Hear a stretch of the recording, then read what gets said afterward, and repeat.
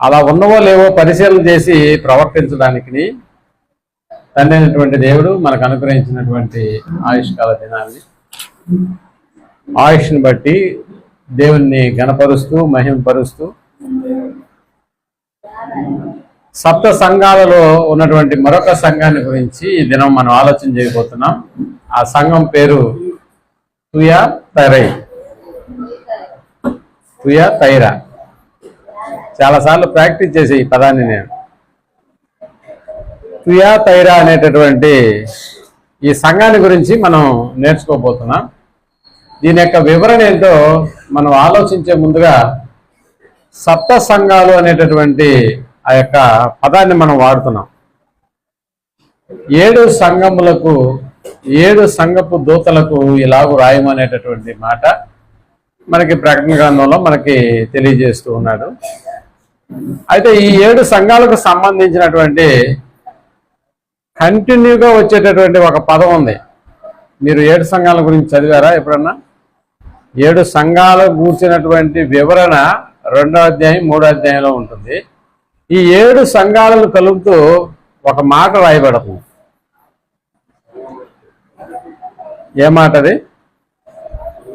7 సంఘాలను కలుపుతూ ఒక మాట మనకి చెవి గలవాడు ఆత్మ సంగములతో చెప్పుచున్న మాటలు చెవి గలవాడు వినుగాక. అంతే కదా టోటల్గా? రైట్. చెవి గలవాడు వినుగాక అన్నాడు. చెవి గలవాడా చెవులు గలవాడా? ఎందుకో చెవులు 2 ఉంటాయి కదా. సో రెండు కలిపిన వినపడేటటువంటి పదం ఒకటే. కాబట్టి చెవి గలవాడు అనేటటువంటి పదం ఇక్కడ మనకు కనిపిస్తుంది. ఇక్కడ ఒక చెవి గలవాడు అంటే మనకందరికి చెవులు లేవా? మనకందరికి చెవులు ఉన్నాయి. మరి చెవులుంటే వింటాం కదా. నిజం చెప్పండి, చెవులున్న ప్రతి ఒక్కరు వినేవాళ్ళేనా? వినిపిస్తుంది, సౌండ్ వినిపిస్తుంది అంతే. ఏం చెప్తున్నాడు అన్న సంగతి వినపడదు. చెవి గలవాడు వినుగాక ఈ పదం 7 సంఘాలను కలుపుతూ ఉందన్నమాట.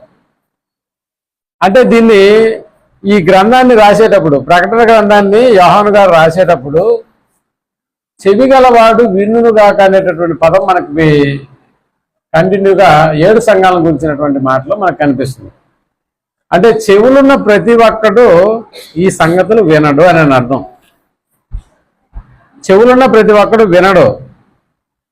కాబట్టి ఎవరికైతే చెవులు ఉంటాయో వాడు మాత్రమే వింటాడు అనేటటువంటి విషయం మనం అనుకోవచ్చు. మనకు కూడా చెవులు ఉన్నాయి కదా, మరి అలాంటప్పుడు మనం ఎందుకు వినము? నిజంగా ఒక గంట సేపు చెప్పే ఈ వాక్యాన్ని గంట సేపు వినేటటువంటి వాళ్ళు ఉన్నారా? మధ్యలో డైవర్ట్ అయిపోయే వాళ్ళు ఉంటారా? మధ్యలో డైవర్ట్ అవుతుందా? టైం 9 అవుతుంది, ఇంకా వదలలేదు, భోజనాలు అక్కడ చల్లారిపోతాయేమో అనే ఆలోచనతో కూడా కొంచెం డైవర్ట్ అయిపోతాం. అందుకని ఇక్కడ ఎందుకు ప్రత్యేకంగా చెవి గలవాడు వినుగాక అనేటటువంటి పదం వాడాడంటే ఒక కథ మీకు చెప్తాను. ఆ కథ ఇంతకుముందు మా వాళ్ళు కూడా చెప్పాను, అయినా ఇప్పుడు కొత్తగా ఉన్నటువంటి కొత్త వాళ్ళకి ఇది ఉపయోగపడుతుందేమో ఒకసారి విని గ్రహించాలని మనం చేస్తాం. ఓ అడవిలో తల్లి కుందేలు తన బిడ్డ అయినటువంటి చిన్న కుందేల్ని ఓ కలుగులో ఉంచి దానికి అవసరమైనటువంటి ఆహారాన్ని తను బయట నుంచి తీసుకొచ్చి రోజు ఆ పిల్ల కుందేలకు పెడుతూ ఉన్నాను.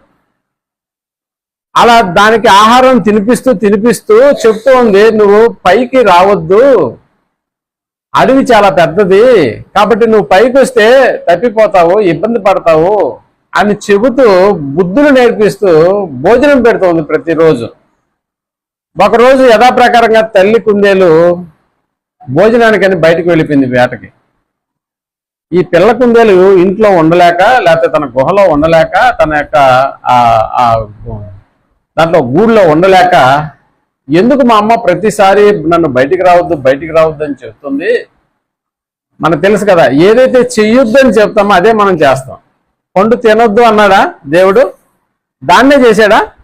అదనమాట. ఏదైతే పెద్దవాళ్ళు చెప్తారో దాన్ని మాత్రం, దానికి వ్యతిరేకంగా మనం ఏదైనా చేస్తూ ఉంటాం. ఇక్కడ కూడా పిల్ల కుందేలు అదే చెప్పింది, అదే ఆలోచన చేసింది. కాబట్టి ఒకసారి వెళ్ళి చూద్దాం ఏమవుతుందని తన కలుగులో నుంచి బయటకు వచ్చింది. చుట్టూరు చూస్తే చాలా అందమైనటువంటి ప్రదేశం కనిపించింది. చుట్టూరు పచ్చిక బయళ్ళు, ఎత్తైన చెట్లు, కొండలు, వాగులు, ఎత్తైన జలపాతాలు, వీటన్నిటిని చూసి ఇదేంటిది, మా అమ్మ ఇంత ఇంత అందమైనటువంటి ఈ యొక్క లోకాన్ని చూడడానికి నాకు ఎప్పుడు అవకాశం ఇవ్వకుండా నువ్వు బయటికి రావద్దు అనేటటువంటి పదాలే వాడింది. కానీ ఇంత మోసం చేస్తుందని నేను అనుకోలేదు అని ఆ ఎగురుకుంటూ ఆ ప్రకృతిని ఆహ్లాదిస్తూ కొంత దూరం వెళ్ళిపోయింది. మళ్ళా తిరిగి వెళ్దాం ఇంటికి అనుకునేటప్పటికి తన ఇల్లు మర్చిపోయింది. తన ఇంటికి మళ్ళా తిరిగి వెళ్దాం అనుకునేటప్పటికి తన ఇల్లు మర్చిపోయింది. ఇక అటు ఇటు ఎగరడం చూసినటువంటి ఒక పులి కంట్లో ఇది పడింది. వెంటనే పులి కంట్లో పడితే మనకు తెలుసు కదా, ఒకే ఒక దెబ్బకు అది చచ్చిపోయింది. సరే ఎలాగో చనిపోయింది కదా, స్నానం చేసి తిందామని చెప్పి దాన్ని లాక్కో వస్తున్నప్పుడు నక్క ఎదురుగా వచ్చింది. ఏంటి పులిబావ, మంచి టిఫిన్ దొరికినట్టుందా నీకనంటే, అవును ఇది టిఫినే, నేను స్నానం చేసి వచ్చేదాకా దీన్ని చూస్తూ ఉండని చెప్పి ఆ నక్కను ఆ పిల్ల కుందేలు శవం దగ్గర కూర్చోబెట్టి తను స్నానానికి వెళ్ళింది. ఈ లోపల నక్క గమ్ముగా ఉంటుందా? దాని చెవులు రెండు పెద్దవిగా ఉంటాయి, కుందేలు చెవులు రెండు పెద్దవిగా ఉంటాయి. కాబట్టి పెద్దవిగా ఉన్నటువంటి ఈ చెవుల్లో ఒక చెవును పులి స్నానం చేసి వచ్చేలోగా తినేసింది, నక్క తినేసింది. కానీ యథాప్రకారంగా మూతి చూసుకొని ఏమీ తెలియనట్టుగా ఉంది నక్క. మరలా బయటకు వచ్చి చూసేటప్పటికి ఇప్పుడు ఒక చెవు ఉంది, ఒక చెవు లేదు. ఇదేంటిది, నేను తీసుకెళ్లేటప్పుడు రెండు చెవులు ఉండాలి కదా, మరి ఒక చెవు ఏమైందని అంటే నక్క నాలిక నవ్వులతో, నాకేం తెలుసు, నువ్వు నాకు అప్పచెప్పిపోయావు, నేను అలాగే చూస్తూ ఉండిపోయినాను. అండ్ అలా కాదు, నాకు బాగా జ్ఞాపకం ఉంది, రెండు చెవులు ఉండాలి. మరి ఇప్పుడు ఒకటే ఉంది ఏంటేనండి, ఏమో నాకు తెలియదు. మరి అలాగైతే రెండు చెవులు ఉన్నాయా లేదా అని ఎవరిని అడిగితే తెలుస్తుంది అంటే, దీని కన్న తల్లి ఎక్కడో తిరగతా ఉంటుంది, దాన్ని అడుగుదాం పోయి అని చెప్పి ఇప్పుడు ఈ నక్క పులి రెండు దాన్ని తీసుకొని బయలుదేరుతున్నప్పుడు ఎదురుగా వాళ్ళ అమ్మ ఆ బిడ్డను ఎత్తుక్కుంటూ తిరుగుతాం. తన బిడ్డ యొక్క దేహాన్ని చూసినటువంటి ఆ తల్లి కుందేలు ఏడుస్తూ అక్కడే కూలబడిపోయింది. ఇప్పుడు పులి అడుగుతుంది, నిజం చెప్పు కుందేలు, నీ బిడ్డకు చెవులున్నాయా లేవా అని అడిగింది. ఇప్పుడు తల్లి కుందేలు ఏం చెప్తుందా అని టెన్షన్తో ఎవరున్నారు ఇప్పుడు? నక్క. ఎందుకంటే నెక్స్ట్ షాట్ నక్కకే ఉంటుంది, అంతే కదా. ఇప్పుడు తల్లి కుందేలు వెనక ముందు ఆలోచించకుండా నా బిడ్డకు చెవులే లేవనేసింది. చెవులే లేవా, ఇదేంటిది, నేను మోసుకెళ్ళినప్పుడు నిన్ను కొట్టినప్పుడు చెవులు లేదు, నా బిడ్డకు చెవులే లేవు అనేటప్పటికి ఇప్పుడు నక్క ఊపిరి కూర్చున్నా, అమ్మాయ బతికిపోయాను. ఎందుకు అలా చెప్పుంటుంది ఇప్పుడు మీకు అర్థమవుతుందా? నేను చెప్పిన మాట నా బిడ్డకు చెవులుగాని ఉంటే నేను చెప్పిన మాట వినిన దాని ప్రకారం అది ఏం చేసేది, వినిన దాని ప్రకారం అది ప్రవర్తించేది. ఏదైతే నేను చెప్పానో దాని ప్రకారం అది నడుచుకునేది, ప్రవర్తించేది. కాబట్టి నేను చెప్పినట్టుగా నా బిడ్డ వినలేదు కాబట్టి నా బిడ్డకు ఇప్పుడు ఏమి లేవు, చెవులు. ఇప్పుడు మీకు అర్థమవుతుందా? చెవి గలవాడు, చెవి ఉంటే వింటాడు, చెవి లేకపోతే వినడు. అలాగే మనకందరికి చెవులు ఉన్నాయి కదా. మనకు తెలుసు కదా, యెషయా ప్రవక్త పలికిన మాట. ఏ పలికాడు యెషయా ప్రవక్త? కనులుండి చూడరు, చెవులుండి వినరు. చూసారా ఇలాంటి మాటలు? అంటే ఒకనాడు యెషయా గారు పలికినటువంటి మాటే మొదటి శతాబ్దంలో అపోస్తలుల కార్యం రాసినటువంటి లూకా గారు దాన్ని రికార్డ్ చేస్తూ ఇది పౌలు గారు చెప్పినటువంటి మాట. అంటే ఆనాటి నుండి ఆయా సంవత్సరాల తర్వాత వచ్చినటువంటి మనుషుల యొక్క మనుగడ కూడా ఎలా ఉంటుందని అంటే, చెవి గలవాడు వినుగా కంటే వింటాడా అంటే వినడు, గ్రహిస్తాడా అంటే గ్రహించడు, చూస్తూ ఉంటాడు కానీ కానడు, వింటా ఉంటాడు. నా వైపే చూస్తూ ఉంటారు మీరు, నా వైపే చూడు అనే సైకాట్రీ డాక్టర్ దగ్గరికి వెళ్ళినప్పుడు ఏదో చెప్తా ఉంటాడు అంతే. అలా చూస్తే ఎక్కడ హిప్నటైజ్ అయిపోతామే అనేటటువంటి ఆలోచనతో. కానీ ఇక్కడ చెప్పేటటువంటి మాటల మీద మనం కానీ శ్రద్ధ కలిగితే చాలా అద్భుతమైనటువంటి విషయాలు మనం అర్థం చేసుకోవడానికి వీలవుతుంది. అందుకనే ఆత్మతో చెవి గలవాడు చెప్పు చెవి గలవాడు వినుగాక, ఆత్మ చెప్పు సంగతులు చెవి గలవాడు. ఎన్ని సంగతులు చెప్పాడో మీకు అర్థమవుతా? 7 సంఘాల గురించినటువంటి వివరణలో ప్రతి సంఘాన్ని గురించి ఆయన మాట్లాడుతూ చివరిని ఈ పదాన్ని ట్యాగ్ లైన్గా అతికిస్తున్నాడు. మనకందరూ కూడా చెవులు ఉన్నాయి. ఇప్పుడు మీరు అడిగితే మొట్టమొదటిగా మాట్లాడుకున్న సంఘం ఏంటి అని అడిగితే చెప్పగలుగుతారా? ఏ సంఘం? కరెక్టే. ఎఫెసీ సంఘాన్ని గురించి ఏం మాట్లాడుకున్నామో చెప్పమన్నాను అనుకో. ఏం మాట్లాడుకున్నాం? ప్రేమ గురించి. ఒకటి తక్కువైంది కాబట్టి ఏదో కొన్ని డైలాగులు యాడ్ చేయడం వల్ల కొన్ని పాయింట్లు అలాగే గుర్తుండిపోతాయి మనకి. సో ఆ తర్వాత మనం మాట్లాడుకున్నటువంటి సంఘం స్ఫుర్ణ సంఘం. ఆ తర్వాత పెర్గమ, రైట్. ఇప్పుడు 4వది తుయతైరా అనేటటువంటి సంఘం. మనకు తెలుసు ఈ తుయతైరా అనేటటువంటి సంఘం, ఇందులో చెప్పబడుతున్నటువంటి మాటలు నిజంగా మనకు తెలియాలి అంటే 7 సంఘాలలో చెప్పబడినటువంటి మాటలు ఆ మైనర్ ఆసియాలో ఉన్నటువంటి 7 సంఘాలకు మాత్రమే కాదు అన్న సంగతి మనం మొదట్లోనే గ్రహించాం. ఎఫెసీ సంఘానికి రాయబడిన మాట ఎఫెసీ సంఘానికి లేదు. ఇప్పుడు మనకెందుకని అనుకుందామా? అలా అనడానికి లేదు. స్ఫుర్ణలో జరిగినటువంటి సంగతులు, అక్కడ చెప్పబడినటువంటి వివరణ విధానం స్ఫుర్ణ సంఘానికి లేదని అనుకుందామా అంటే కాదు. నేడున్నటువంటి సంఘాలన్నిటికీ అవి వర్తిస్తాయా అంటే ఖచ్చితంగా నేడున్నటువంటి సంఘాలకు అన్ని వర్తిస్తాయన్న సంగతి మనకు బాగా తెలుసు. సో అందులో భాగంగానే ఈరోజు మనం ఆలోచించబోతున్నటువంటి తుయతైరా అనేటటువంటి సంఘాన్ని గురించి. ఈ సంఘం ఎక్కడున్నాయని అంటే పెర్గమ సంఘానికి నిజంగా ఆగ్నేయ దిక్కులో దాదాపుగా 70-80 కిలోమీటర్ల దూరంలో ఈ యొక్క ప్రాంతం లొకేషన్ మనకు కనిపిస్తుంది. ఆగ్నేయంగా పెర్గమ అనేటటువంటి ఆ యొక్క ఊరికి ఆగ్నేయ దిశగా దాదాపు 70-80 కిలోమీటర్ల దూరంలో ఈ తుయతైరా అనేటటువంటి సంఘాన్ని మనం కనుక్కోవచ్చు. నిజంగా మనం చెప్పాలంటే 7 సంఘాలని మాట్లాడుకుంటున్నాం కదా, సప్త సంఘాలలో ఉన్నటువంటి ఈ మిగిలినటువంటి 6 సంఘాలకు రాయబడినటువంటి మాటల కంటే తుయతైరా అనేటటువంటి సంఘానికి రాయబడినటువంటి మాటలు, నేను చెప్పేది వచనాలు, చాలా ఎక్కువగా దేవుడు ఈ సంఘాన్ని గురించే రాయించాడు. ఉదాహరణకి మీరు ఆ ప్రకటన గ్రంథం 2వ అధ్యాయం 18వ వచనాన్ని మనం ప్రారంభించగలిగితే దాదాపుగా 18వ వచనం నుంచి ఎన్ని వచనాలు, ఏ వచనం వరకు ఇది మనకు కనిపిస్తుందని అంటే 29 వచనాలు, అంటే దాదాపుగా 12 వచనాలు మనకు సమాచారం మనకు కనిపిస్తుంది. అలాగే ఎఫెసీ సంఘానికి, అలాగే పెర్గమ, స్ఫుర్ణ ఈ సంఘాలకి మనం ఆలోచన చేసుకెళ్తే ఇంతటి ఎక్కువైనటువంటి సమాచారం ఈ మిగతా ఏ సంఘాల గురించి మాట్లాడలేదన్న సంగతిని మనం జ్ఞాపకం చేసుకోవాలి. నిజంగా ఈ తుయతైరా అనేటటువంటి సంఘానికి సంబంధించినటువంటి భౌగోళిక పరిస్థితులను కూడా మనం ఆలోచన చేస్తే నిజంగా ఇక్కడ ఈ పట్టణం అనేటటువంటిది దేనికయ్యా ప్రసిద్ధి అని అంటే వస్త్రాలకు అంటే గార్మెంట్స్. అంటే నిజంగా ఇక్కడ చెప్పాలంటే వస్త్రాలు వ్యాపారులకు ఈ పట్టణం చాలా నిలయం అయిపోయింది. బట్టల వ్యాపారం అనేటటువంటి దానికి ఈ తుయతైరా అనేటటువంటి పట్టణం చాలా ప్రసిద్ధి చెందిందన్న సంగతి మనకు తెలుసు. అంటే ఎందుకయ్యా ఈ తుయతైరాలోనే ఇంత బట్టలకు సంబంధించినటువంటి ఈ వ్యాపారం జరుగుతుందంటే, అవును, ఇది వాటికి రంగులు దిద్దేటటువంటి పట్టణం. ఈ తుయతైరా అనేటటువంటి పట్టణం నిజంగా ఇక్కడ బట్టల వ్యాపారానికి చాలా ప్రసిద్ధి చెందినటువంటి పట్టణం. వాటికి రంగులెద్దేటటువంటి కార్యక్రమం. మిగతా చుట్టుపక్కల పట్టణాల్లో కూడా దొరకనన్ని వస్త్రాలు ఇక్కడ దొరుకుతాయి. అందులో కావలసినటువంటి ప్రతి విధమైనటువంటి కలర్స్ కూడా చాలా నాగరికతకు సంబంధించినటువంటి విధంగా తుయతైరా అనేటటువంటి పట్టణంలో వస్త్ర వ్యాపారులు కూడా మంచి లాభాన్ని సంపాదించుకునేటటువంటి వాళ్ళు. మనకు తెలుసు కదా, అపోస్తుల కార్యం 16వ అధ్యాయం 14వ వచనంలో ఈ సంఘానికి సంబంధించినటువంటి ఒక చిన్న ఇన్ఫర్మేషన్ మనకి ఇక్కడ ఇచ్చినట్లుగా మనకు అర్థమవుతుంది. అపోస్తుల కార్యం 16వ అధ్యాయం 14వ వచనాన్ని మనం ఆలోచించగలిగితే అదిగో లూదియా మీకు అర్థమవుతుందా? లూదియా. ఈరోజు చిన్న ట్యాగ్ లైన్ రాశారు అక్కడ బోర్డు మీద. ఏంటది? Women's day. ఈ రోజు 2 మహిళల గురించి మనం మాట్లాడుకోపోతాం ఉమెన్స్ డే సందర్భంగా. అదేండి తుయతైరా పట్టణం గురించి చెప్పరా, మాకు ఆ సంఘాన్ని గురించి చెప్పరా అంటే నిజంగా అక్కడికి సంబంధించినటువంటి వివరాలు ఇప్పుడు మనం మాట్లాడుకోపోతున్నాం.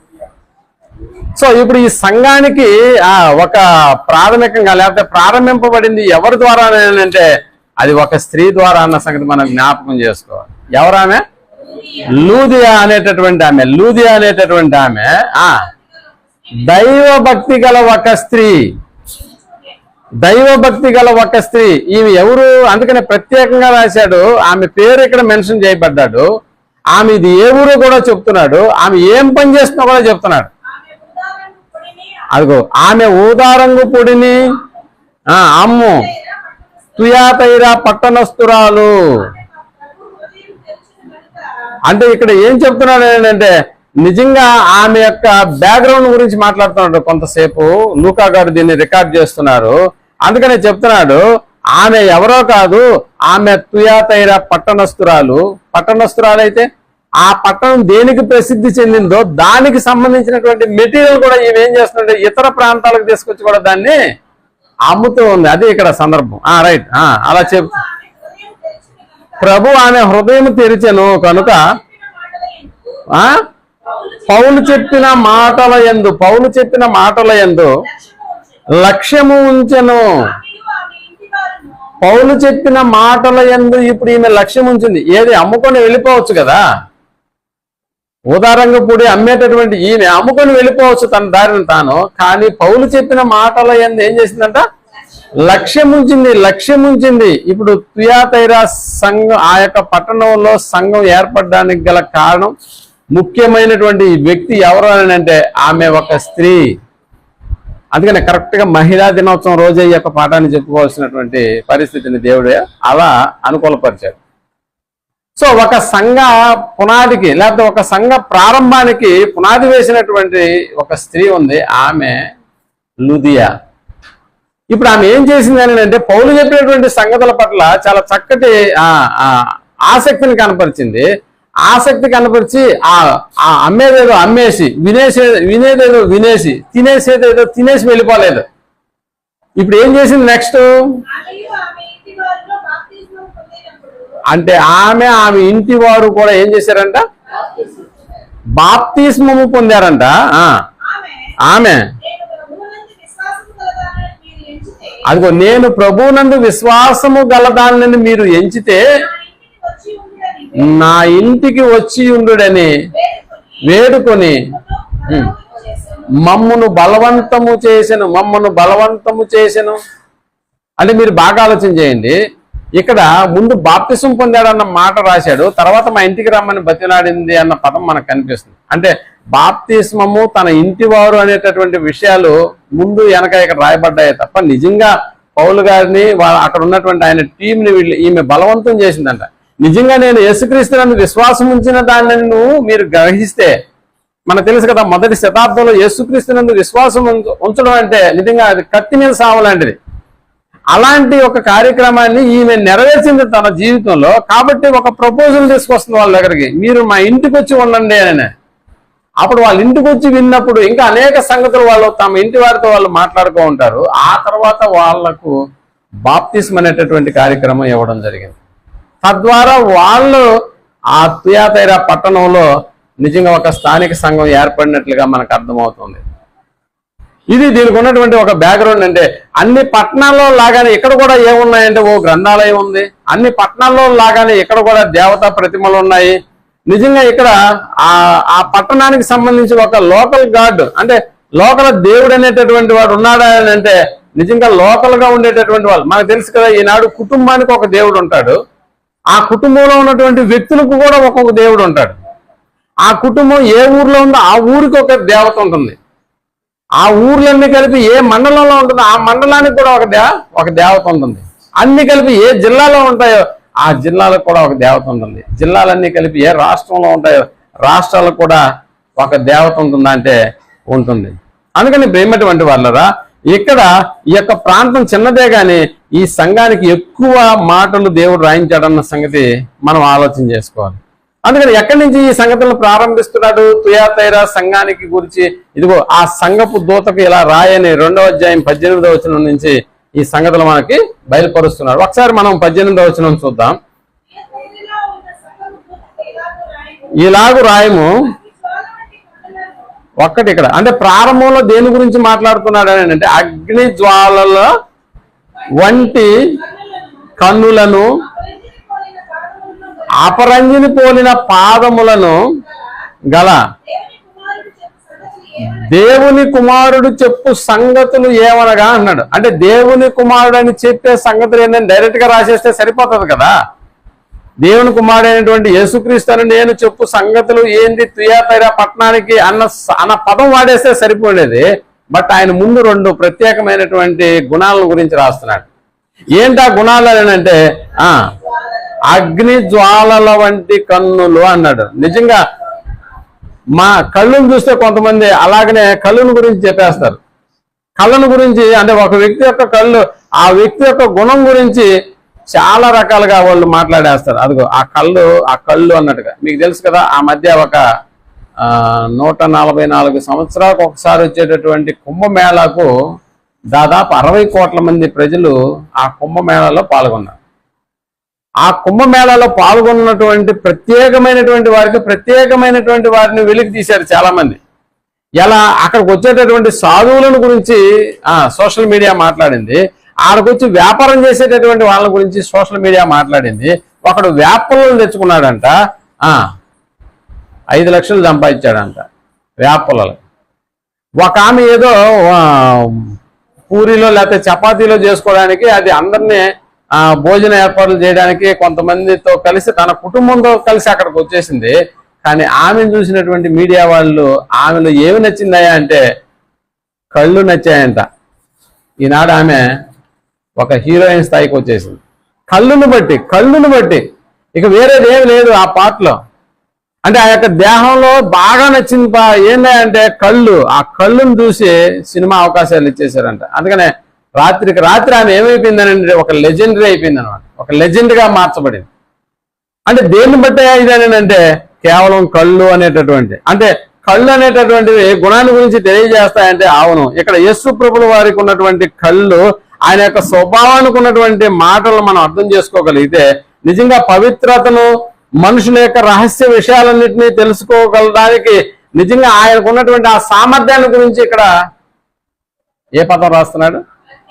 అగ్ని జ్వాలల వంటి కళ్ళు అన్న పదం ఇక్కడ రాయిస్తూ ఉన్నాడు. ప్రేమటువంటి వాళ్ళ అంటే అలా చూడగానే చెప్పేస్తాడా? అవును, హృదయ రహస్యాలను ఎరిగినటువంటి దేవుడు యేసు ప్రభుల వారు కూడా తన ముందున్నటువంటి ప్రజల యొక్క మనసులో ఉన్నటువంటి ప్రతి భావాన్ని వినగలిగేటటువంటి సామర్థ్యం ఆయనకు ఉందన్న సంగతి మనకు తెలుసు.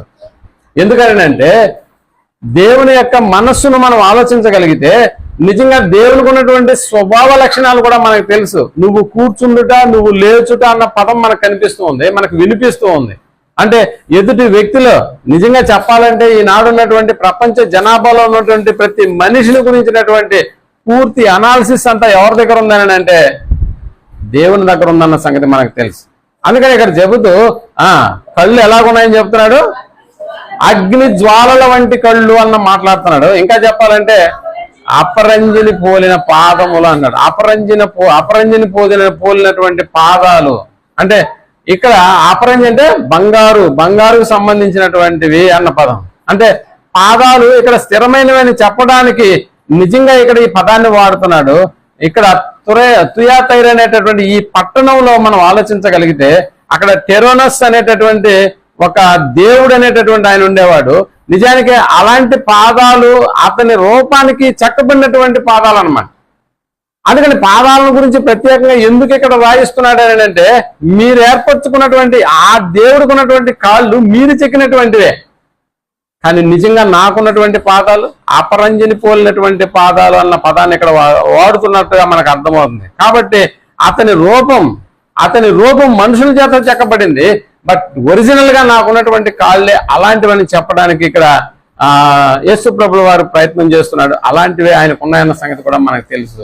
అలాగే కళ్ళు అంటే ఎదుటి వాడిని చూడగలిగినప్పుడు అతని హృదయంలో ఉన్నటువంటి ప్రతి రహస్యాన్ని కూడా యేసు ప్రభుల వారికి అర్థమవుతుంది. అలాంటిది ఇప్పుడు తుయాతైర అనేటటువంటి సంఘంలో ఉన్నటువంటి ప్రతి విషయం కూడా ఆయనకు తెలుస్తుందా అంటే తెలుస్తుంది. అందుకనే ఈ 2 పదాలను దేవుని కుమారుడు అనేటటువంటి పదానికి ముందు ఆయన గుణాలను గురించి చెబుతూ ఆ తర్వాత చెప్తున్నాడు దేవుని కుమారుడు అనేటటువంటి పదం కూడా ఇక్కడ వాడాడు. స్వయాన ఈ పదం వాడింది ఎవరిని యోహాన్ గారు రికార్డ్ చేస్తున్నారు? యేసు ప్రభుల వారే వాడినట్టుగా మనకు అర్థమవుతుంది. ఒకసారి మళ్ళా మొదటి నుంచి 18వ వచనం నుంచి ఇలాగు రాయి, అగ్ని జ్వాలల వంటి కన్నులను, అపరంజిని పోదిన పాదములను గల,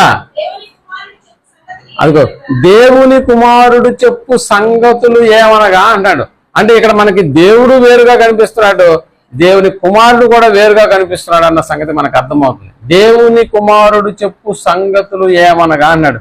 చాలా మంది ఇద్దరిని కలిపి ఏం చేస్తున్నారు, ఆయనే దేవుడు ఈయనే తండ్రి, ఈయనే తండ్రి ఈయనే పరిశుద్ధాత్మ అన్నట్టుగా నేడున్నటువంటి క్రైస్తవ సమాజంలో త్రిత్వం అనేటటువంటి పదం అనేటటువంటిది కూడా బయటకు వచ్చేసి అది చాలా విచ్చలవిడిగా తిరిగేస్తా ఉంది. నిజానికి దాని గురించి ఆలోచించేటటువంటి వాళ్ళు ఎవరైనా ఉన్నారా అంటే ఎవరు లేరు. బైబిల్లో సంగతులు ఎన్నైనా ఆలోచిస్తామండి. త్రిత్వం అనేటటువంటి పదానికి నేను ఓటు వేస్తున్నానని ఒక రెవరెండ్ కూడా మాట్లాడుతున్నటువంటి సందర్భాలు మనకి సోషల్ మీడియాలో మనకు కనిపిస్తూ ఉంటాయి. నిజానికి ఇక్కడ చెప్తున్నటువంటి దేవుని కుమారుడు చెప్పు సంగతులు ఏమనగా అన్న వర్డ్ స్వయాన యేసు ప్రభుల వారి నోటుకుండే వచ్చిందా, లేకపోతే యోహాను గారు చెప్తున్నట్టుగా ఉందా? యోహాను గారికి చెప్తున్నటువంటి ఆయన ఎవరు అంటే యేసు ప్రభుల వారు. ఆయన ఎవరంటే దేవుని కుమారుడు.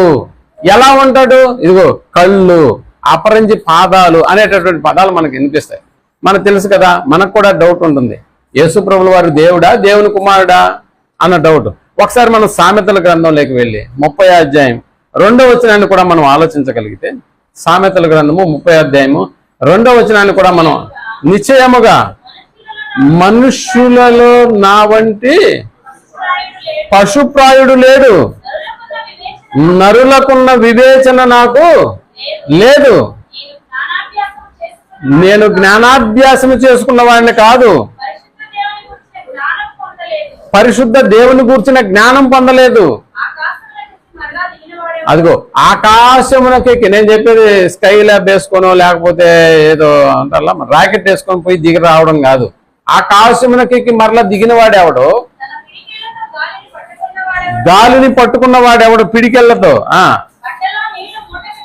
బట్టలో నీళ్లు మూట కట్టిన వాడెవడు, భూమి యొక్క దిక్కులన్నిటినీ స్థాపించిన వాడు ఎవడు, అదిగో ఆయన పేరేమో, ఆయన కుమారుని పేరేమో నీకు తెలిసి ఉన్నదా? ఎక్కడ చెప్తానండి? కొత్త నిబంధనలో కాదు ఈ సంగతి చెప్తున్నది.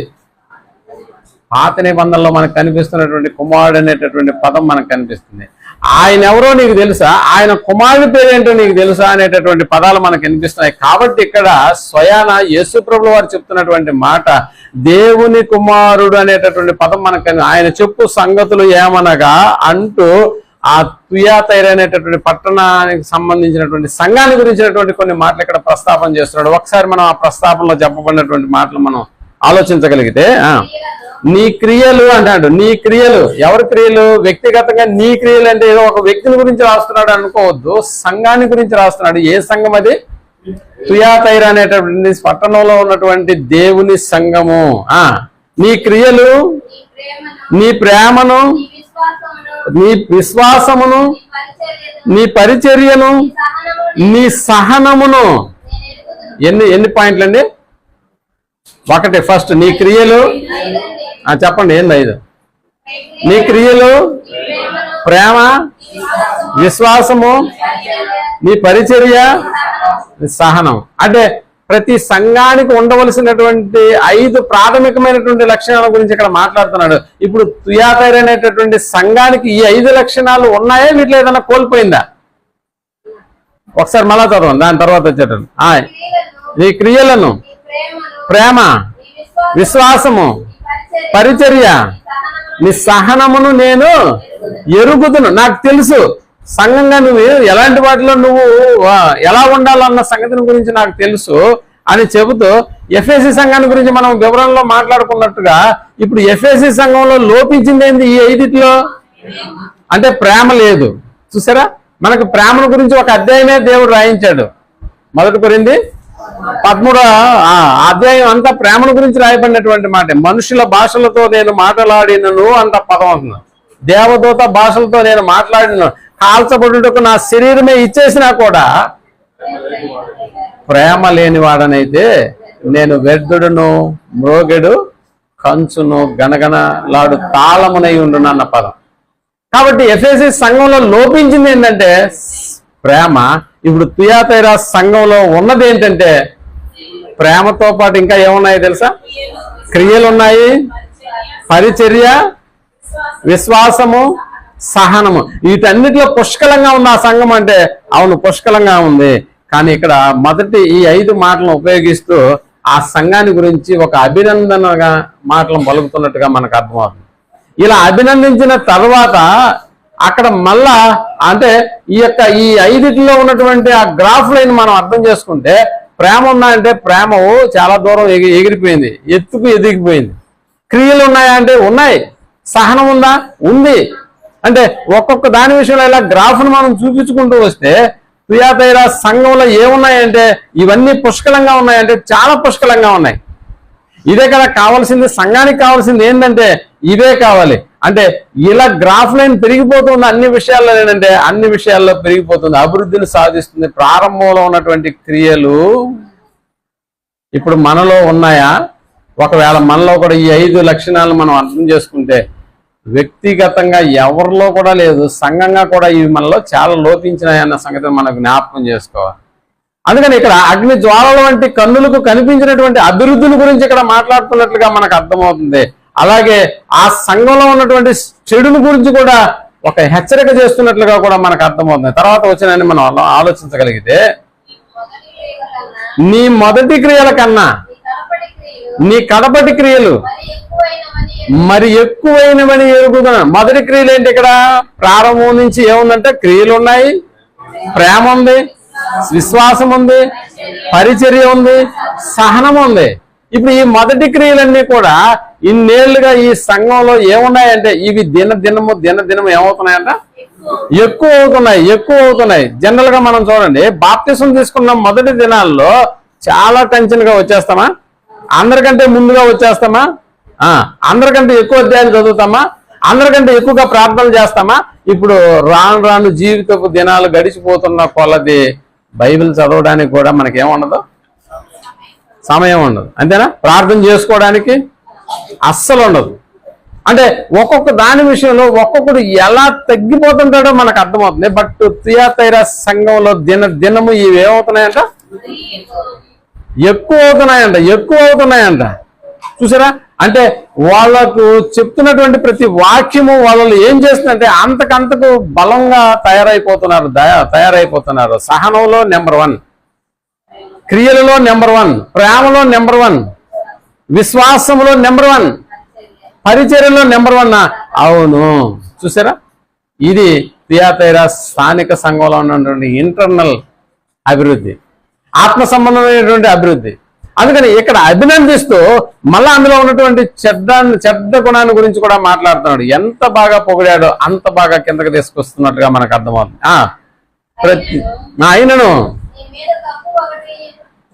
అయినను నీ మీద ఒకటి తప్పు ఒకటి నేను మోపవలసి ఉన్నది అన్నాడు. అంటే ఇన్ని గొప్ప లక్షణాలు ఉన్నటువంటి ఆ సంఘాన్ని గురించి మళ్ళా తప్పు ఎక్కడి నుంచి తీసుకురావాలి? తప్పు ఉంది కాబట్టి తప్పును గురించి మాట్లాడుతున్నాడు. ఎందుకంటే అగ్ని జ్వాలల వంటి కన్నులు కలిగినటువంటి ఆయన అన్న పదం మనకు కనిపిస్తుంది. అంటే ఇంటర్నల్ గా ప్రతి ఒక్క వ్యక్తిగత జీవితాల గురించి కూడా యేసు ప్రభుల వారు చూడగలడా అంటే చూడగలడు, చదవగలడు, చెప్పగలడు. అందుకనే దేవుడిచ్చేటటువంటి ప్రతి హెచ్చరిక మనలో మార్పు రావాలని నిజంగా అప్పుడప్పుడు హెచ్చరికలు కూడా మనకు జారీ అవుతుంటాయి అన్న సంగతి మనం జ్ఞాపకం చేసుకుంటే తుయాతైరా సంఘంలో తప్పు ఒకటి నీ మీద మోపాలి అన్నాడు. ఎఫ్ఎస్సి సంఘానికి తప్పు ఒకటి నీ మీద మోపాలని. ఏ తప్పును గురించి మాట్లాడాడు? అక్కడ ప్రేమను గురించి మాట్లాడాడు. ఇప్పుడు తుయాతైరా సంఘంలో తప్పు ఒకటి మోపుతున్నాను అని చెబుతూ ఇప్పుడు ఎవరిని గురించి మాట్లాడుతున్నాడు చెప్పండి? ఒక స్త్రీని గురించి మాట్లాడుతున్నాడు. ఈరోజు స్త్రీల దినోత్సవమా? అందుకని లుదియాన గురించి మాట్లాడుకున్నాం. మరి రెండవ స్త్రీ యెజబేల్ అనేటటువంటి ఆమె. నిజంగా ఈ యెజబేల్ అనేటటువంటి ఆమె మనకి ఎక్కడ బాగా పరిచయం? రాజుల గ్రంథంలో మనకు పరిచయం కదా. మరి అక్కడ ఉన్నటువంటి ఆమె ఇప్పుడు ప్రకటన గ్రంథానికి రాజులు గ్రంథం రాయబడినప్పటికీ ఎంత గ్యాప్ ఉంటుందో మీరు అర్థం చేసుకోండి. ఎన్ని సంవత్సరాలు, ఎన్ని దినాల గ్యాప్ ఉంటుందో. దాదాపుగా ఒక 500-600 సంవత్సరాలు ఉంటుందా? మరి ఆ యెజబేలే మళ్ళీ ఇక్కడ కూడా ఈ స్థానిక సంఘంలో ఉందా? నేను చెప్పేది పేరు పెట్టబడినటువంటి యెజబేల్ కాదు. రాజుల కాలంలో ఆ రాజుల గ్రంథం రాసేటప్పుడు నివసించి జీవించినటువంటి ఆ యెజబేల్ ఇక్కడ ఉందా అంటే ఆ యెజబేల్ ఇక్కడ ఉన్నది కాదు. అలాగని చెప్పి సంఘంలో ఎవరి పేరన్నా యెజబేల్ అని పెట్టుకున్నారా? మీరే చెప్పండి. ఎవరైనా యూదా ఇస్కరియోతు అని ఎవరైనా పేరు క్రైస్తవ సమాజంలో కనిపిస్తుందా? మా వాడి పేరు యూదా పెట్టుకుందాం అనుకుంటున్నానండి అన్నాడు అనుకో, క్రైస్తవ సమాజం ఎవరు కూడా ఒప్పుకోరు. నిజంగా ఆ ఇంట్లో వాళ్ళు కూడా ఒప్పుకోరు. మా వాడికి యోధాన్ని పెట్టుకుంటున్నానంటే ఒప్పుకుంటారా? తల్లిదండ్రులే ఒప్పుకోరు. మనకి కూడా నచ్చదు. ఎందుకు నచ్చదు? ఆ క్యారెక్టర్ అలాంటిది. ఆడి పేరు ఇంకోసారి తెలుసుకునేదానికి కూడా ఇష్టపడరు. అసలు ఆ పేరుని ఎవరు పెట్టుకోరు చూసారా. అందుకని మా అమ్మ కూడా నాకు ఏం పేరు పెట్టి యోధా ఇస్కరియోతు అని పెట్టలేదు, ఆశీర్వాదం అని పెట్టింది. అందుకనే సహోదరులు ప్రతిసారి ఆ పదం వాడుతున్నప్పుడు ఆ పదానికి 2 అర్థాలు వస్తాయి. ఒకటి నా పేరు, 2 దేవుడిచ్చే ఆశీర్వాదాలు అన్నట్టుగా. ఇక్కడ యెజబెల్ అనేటటువంటి ఆ పేరు కూడా స్థానిక సంఘంలో ఎవరు పెట్టుకోరన్న సంగతి కూడా మనకు తెలుసు. ఈ రోజు కూడా మనం ఎవరిని కూడా యెజబెల్ అని పిలవం కదా. అని ఆ పేరు పెట్టుకున్నటువంటి వాళ్ళు రికార్డ్ ఎవిడెన్స్ ఎక్కడా లేదు. కాకపోతే కొన్నిసార్లు వీడు ఫలానా యోధా ఇస్కరియోతు అని చెప్పుకొని వాళ్ళని పోల్చినటువంటి సందర్భాలు మనకు బాగా మాట్లాడుకోవచ్చు. అంతే కదా. యెజబెల్ అనేటటువంటి పేరు ఇక్కడ ప్రస్తాపన చేశాడంటే ఒకనాడు జీవించినటువంటి యెజబెల్ యొక్క గుణాలన్నీ కూడా ఇప్పుడు ఎవరిలో ఉన్నాయని చెప్తున్నాడు. తుయాతైరా సంఘంలో ఉన్నటువంటి ఒక స్త్రీకి వాటిని ఆపాదిస్తున్నట్టుగా ఇక్కడ మనకు అర్థమవుతుంది. అందుకని ప్రియమైనటువంటి వాళ్ళ ఇక్కడ చెబుతూ ఆ యెజబెల్ అనేటటువంటి ఆ స్త్రీ నీవు ఉండనిచ్చుతున్నావు, అది అలాంటి కార్యక్రమాలు జరిగించేటటువంటి ఒక స్త్రీ సంఘంలో ఉంది అని యెజబెల్ అనేటటువంటి స్త్రీని గురించి ప్రస్తావించేటటువంటి కార్యక్రమం మనకి కనపడుతుంది. ఆమె ఏం చేస్తుందంట? జారత్వము చేయుటకును విగ్రహమునకు బలిచ్చిన వాటిని తినుటకును అది నా దాసులకు బోధించుచు వారిని మోసపరుచుతున్నది. నిజంగా చెప్పాలంటే మొదటి రోజుల గ్రంథంలోకి వెళ్ళి 16 నుంచి దాదాపు 21 అధ్యాయాలు, 16, 17, 18, 19, 20, 21 అధ్యాయాలు మనం ఆలోచన చేయగలిగితే ఈ యెజబెల్ అనేటటువంటి స్త్రీని గురించి అక్కడ ప్రస్తావించడం జరిగింది. ముచ్చుకు అసలు ఈమె ఎవరో అన్న సంగతిని గురించి కొద్దిసేపు అలా వెళ్ళి వచ్చేద్దాం. ఒకసారి రాజుల మొదటి గ్రంథంలోకి వెళ్ళి 16వ అధ్యాయము 30వ వచనం నుంచి మనం ఆలోచన చేద్దాం. 16వ అధ్యాయం 30వ వచనం రాజుల మొదటి గ్రంథము. ఎవరంట? ఒమ్రీ, అహాబు,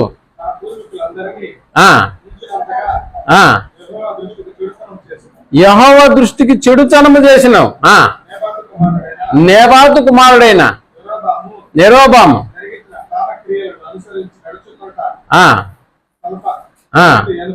స్వల్ప సంగతి అనుకొని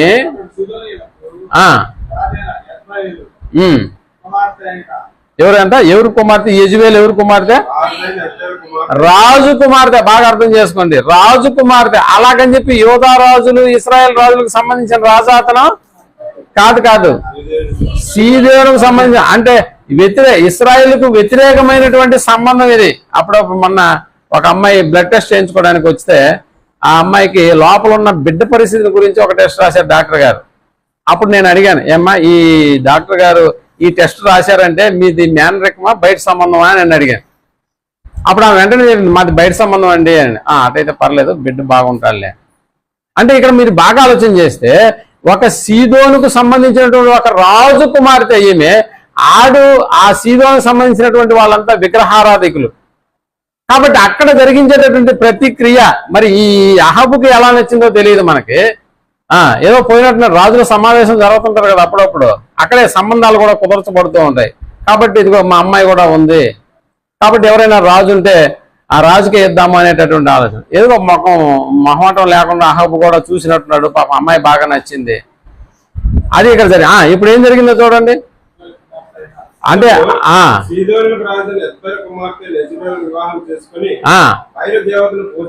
అదిగో అసలు ఆల్రెడీ బయలుదేవతలు పూజించి ఆమె వాళ్ళ వంశం అంతా ఏ దేవుని కొలుస్తున్నారంటే బయలు అనేటటువంటి ఒక దేవతను పూజిస్తూ ఉన్నారు. బయలుదేవతను పూజించు వారికి మొక్కుతూ ఉండేను. ఇంకా చెప్పాలంటే ఈయన కూడా అక్కడ సంబంధించిన పూజారితనం కూడా చేసింది యెజబెల్ అనేటటువంటి ఆమె. కాబట్టి ఇప్పుడు అత్తగారి లేదు, యెజబెల్కి అత్తగారిల్లు యెరూషలేం పట్టణం. యెరూషలేంకి సంబంధించి ఇశ్రాయేలుకు రాజు అయినటువంటి అహాబు అనేటటువంటి ఆయన వివాహం చేసుకున్నాడు. నిజంగా అహాబు అనేటటువంటి రాజుకు భార్యగా వచ్చింది. భర్తను నిజ దేవుని వైపు నుంచి ఏం చేసిందంటే చాలా సింపుల్ గా బయటికి నెట్టేసింది, లేకపోతే దింపేసింది. అందుకని తాను పూజించేటటువంటి ఆ బయలుదేవతలన్నింటినీ తీసుకొచ్చి ఎక్కడ పెట్టేసిందంటే ఇప్పుడు యెరూషలేంలో పెట్టేసింది. చూసారా హోమ్ డిపార్ట్మెంట్ ఎంత బలంగా పనిచేస్తుందో. అంటే రాజు ఇశ్రాయేలుకు రాజు అయినటువంటి అహాబ్ అనేటటువంటి వాడు కూడా నీ బయలుదేవతలకు సంబంధించి ఏ వస్తువు ఇక్కడికి తేడానికి లేదా గద్దించాడా? వాదించాడా, ఎదుర్కొన్నాడా? లేదు లేదు. ఆమె చెప్పింది చెప్పినట్టుగానే, లేకపోతే ఆమె జరిగించారు. నీకు తెలియదు, గమ్ముగా ఉన్నట్టుంది. మనకు తెలుసు కదా, నాబోతు ద్రాక్ష తోట విషయంలో కూడా సింగిల్ టేక్ లో సెటిల్మెంట్ చేసింది ఎవరో? ఏమనింది? నువ్వు కాళ్ళు ముడుచుకొని పడుకున్నావు, నువ్వు రాజు ఏమన్నా లే పైకి లే, నీకు ద్రాక్ష తోట కదా కావాలి, ద్రాక్ష పళ్ళు ద్రాక్ష తోట కావాలని మళ్ళా కన్ఫర్మేషన్ కోసం. ద్రాక్ష తోట, ద్రాక్ష పళ్ళు కాదు, ద్రాక్ష తోటే కావాలన్నాడు. లే, దీనికి ఎందుకు నువ్వు అలిగి కాళ్ళు ముడుచుకొని పడుకుంటావు, లే నీకు తోట రాపిచ్చేస్తాం చూడు అన్నట్లుగా ఏం చేసిందో తెలుసా? ఇద్దరు ముగ్గురు సాక్షులు అబద్ధ సాక్ష్యం చెప్పేసింది, నాబోతుని వేసేసింది, అటుకొచ్చి పట్టా కాగితాలు సహా అడిగించింది. పో ఇప్పుడు తిరిగిపో, తినిపో, నీకు ఎంత ద్రాక్షలు కావాలన్నట్టుగా. అంటే సింగిల్ టేక్ లో యెజబెల్ అనేటటువంటి ఆమె ప్రారంభంలో ఎలా వచ్చి ఉంటుంది ఇంటికి? మీరు బాగా ఆలోచన చేయండి. కొంతమంది కొత్తగా పెళ్ళైనటువంటి ఆ ఇంటికి వెళ్ళేటప్పుడు ఎలా ఉంటారంటే సిగ్గుపడిపోతూ ఉంటారు, ఇబ్బంది పడిపోతూ ఉంటారు. ఎవరైనా పలకరిస్తే మాట్లాడితే ముత్యాలు రాలిపోతాయి అన్నట్టుగా ఉంటుంది. కట్ చేసి ఒక 5-6 సంవత్సరాల తర్వాత కట్ చేసి చూడండి మీరు, ఎలాగుంటుంది పరిస్థితి. ఆనందంగా ఉంటారా? లేదు. యెజబెల్ పరిస్థితి కూడా అలాంటిదే. ఏదో కొత్త యెరూషలేముకు కోడల్లాగా వచ్చేసింది, కానీ ఇక్కడికి వచ్చిన తర్వాత పరిస్థితులన్నింటినీ ఏం చేసిందంటే తారుమారు చేసేసింది. ప్రేమటువంటి వాళ్ళ ఎంత తారుమారు అంటే, అక్కడ తాను పనిచేస్తున్నటువంటి ఆ బయలుదేవతలకు సంబంధించినటువంటి విగ్రహాలను తీసుకొచ్చి ఇక్కడ పెట్టింది, ఆ బయలుదేవతలకు సంబంధించినటువంటి యాజకులను కూడా తీసుకొచ్చి ఇక్కడ చేర్చేసింది. అంటే అన్ని దేవతల వైపుకు తిప్పేసింది. నిజమైనటువంటి దేవుణ్ణి కొలుస్తున్నటువంటి అహాబును కూడా సింపుల్ గా డైవర్ట్ చేసేసింది అన్న సంగతి మనకు అర్థమైపోయింది.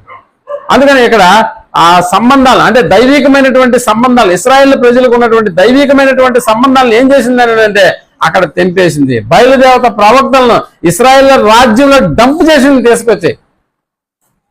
మీరు టయానికి ఇలాంటివి చేయండి. ఎవరికి చేయాలి? బయలుదేవతకి. నిజమైన దేవుడు అక్కడే కదా. ఎలీషాకు బయలుదేవతల ఆ ప్రవక్తలకు అక్కడ పెద్ద యుద్ధం జరిగింది సంగతి మీకు తెలుసు కదా. ఏలియా రైట్. అంటే ఎంత పెద్ద, మీరు బయలుదేవత వైపు ఉంటారా లేకపోతే నిజమైన దేవుని వైపు ఉంటారా అన్న సంగతిని గురించి నిజంగా అక్కడ మాట్లాడినటువంటి ప్రవక్తల మాటలు. దీనికి అంతటికీ మూల కారణం ఎవరయ్యానంటే యెజబెల్ బయలు ప్రవక్తలను ప్రోత్సహించింది. నిజమైనటువంటి దేవుని ప్రవక్తలను కూడా చంపిందా?